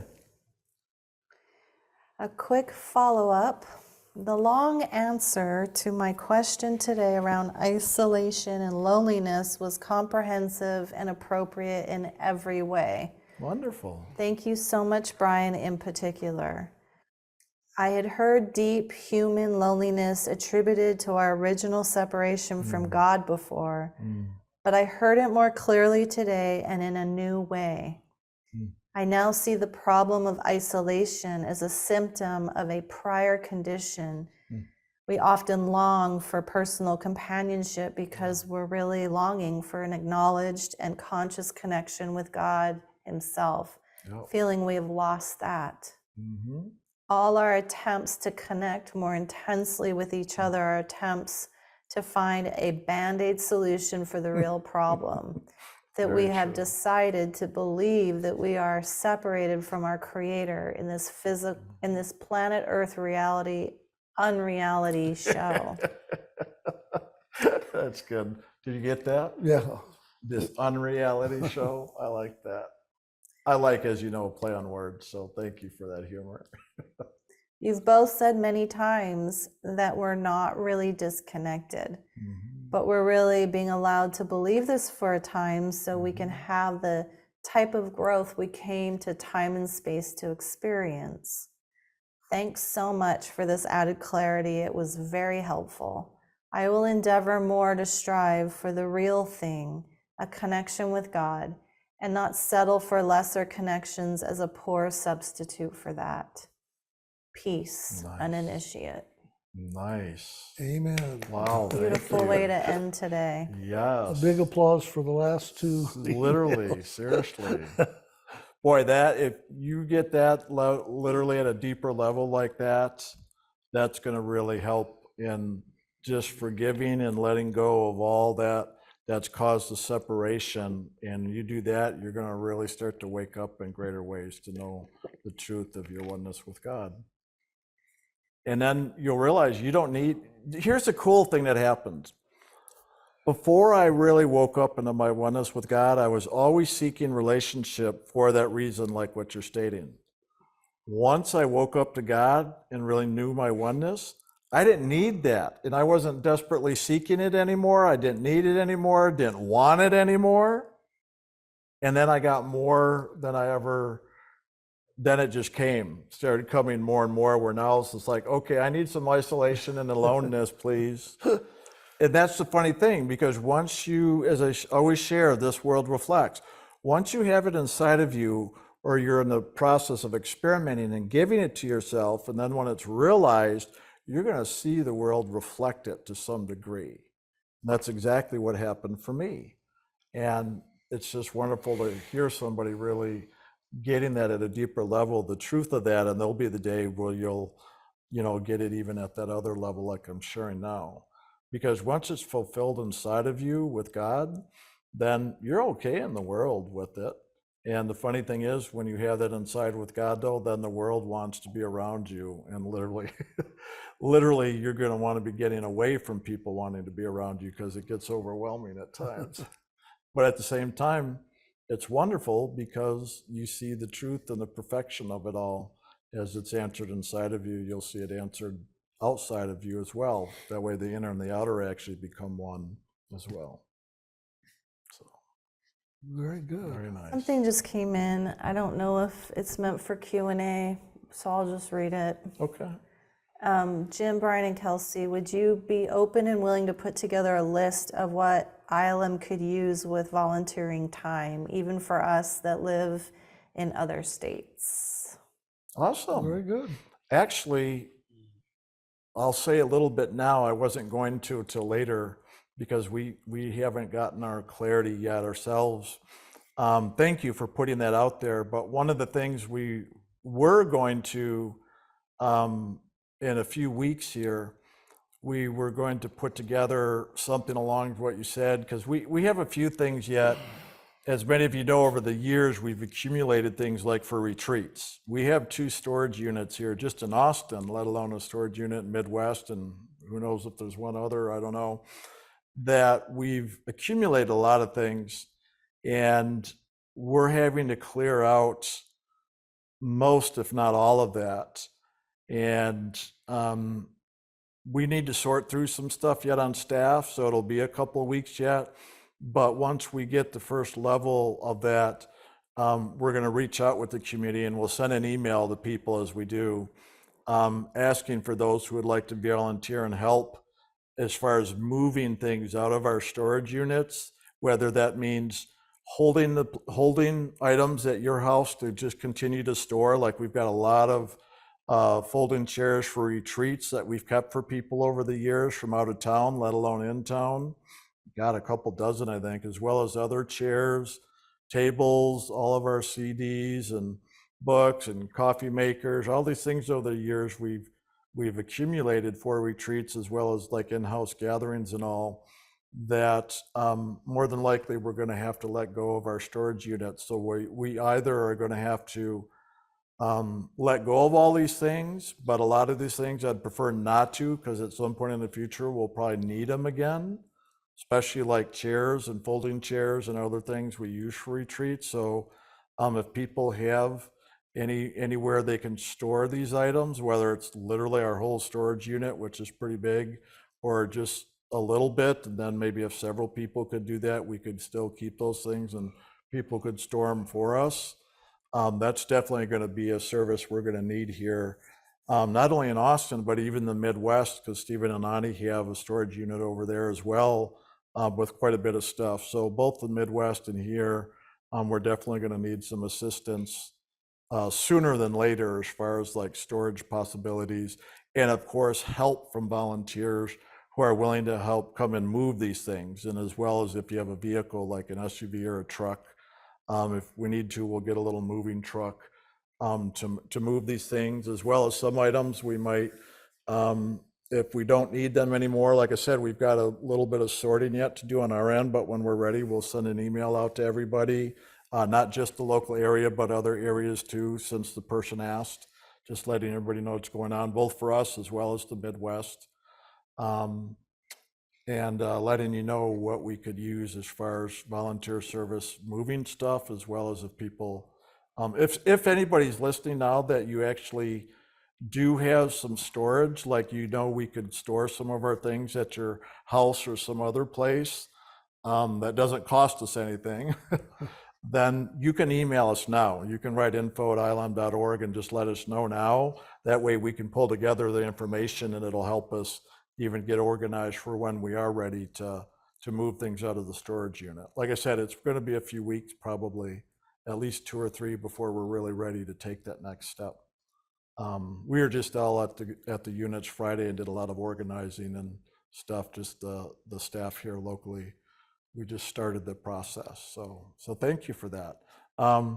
Would you say anything more around that? You or Kelsey? Right off, I don't know. I mean, we've got to sit down and talk and strategize all of this. Yeah. So, Okay. but it's nice somebody's thinking in those terms. Yeah. I appreciate that because we will be, asking for assistance for sure. Thank you. I love how the area of service is coming up. We talked about donations as a service, volunteer to help with things like this as a service, to whatever. And again, next year when we look at doing international potluck dinners again Yeah. as a service, hosting. So if anything, this is a time, I love it, the theme of service starting to show up, that we can start here in the next couple of weeks and then just continue into the new year. I like it. Thank you. I literally was just talking to the staff this last week saying, I'd love to put together an email and reach out to the community everywhere and start to share with all that's going on and the help we need and what people might be able to offer or want to be able to do. Do you have anything more, Kelsey, to add to that? Okay. Was that the last one, or did you have any more? Oh, that was the last one. That was the last one. I'll check on my phone. I already shut my computer down. Yeah, that was the last one. Okay. All right. Awesome. Well, thank you. I love ending on that note. Yeah. Wow. Thank you, everybody. I feel like it feels nice to receive. Just the verbal acknowledgement is a nice receiving right there to start the energy moving. And again, we'll in the coming weeks, we'll definitely reach out and send an email. We'll just send it probably just globally then. We'll probably follow up after the class today, just because I know there'll be people who weren't on today that saw this. So we'll probably send up an email this next week sometime, just letting the rest of the group know, like we announced, with further cuts and all, and then the opportunities of service coming after that. So Excellent. okay. Well, thank you, everybody. Always a joy. I love the talks today. If anything, I love getting back to the simplicity, like when you did the Tuesday night classes, and the humility and the living word and all the good stuff. And service. We'll start bringing service back in beyond the coins. Self-study, and instead of service for others, we'll have service for self this time for ILM. Instead of coins for kids. We're children in need this time of year for Christmas ourselves. Coins for kids and cash for Christ. Yeah. No, don't do that. Service for servants. All right, y'all. Well, you'll be getting some emails with us then over the coming weeks, and as well until next month. We'll see you in a month, and we'll continue. And again, thank you as far as from here from Austin. And again, please reach out with Stephen and Ani for the Midwest, like I was saying, even with their storage unit and things over there. And if there's anything else in Europe or anywhere else, just let us know. And thank you for all your sharings. They were really good, and I think have assisted a lot of people. So thank you. Amen. And goodbye. See you soon. I hope. See you later.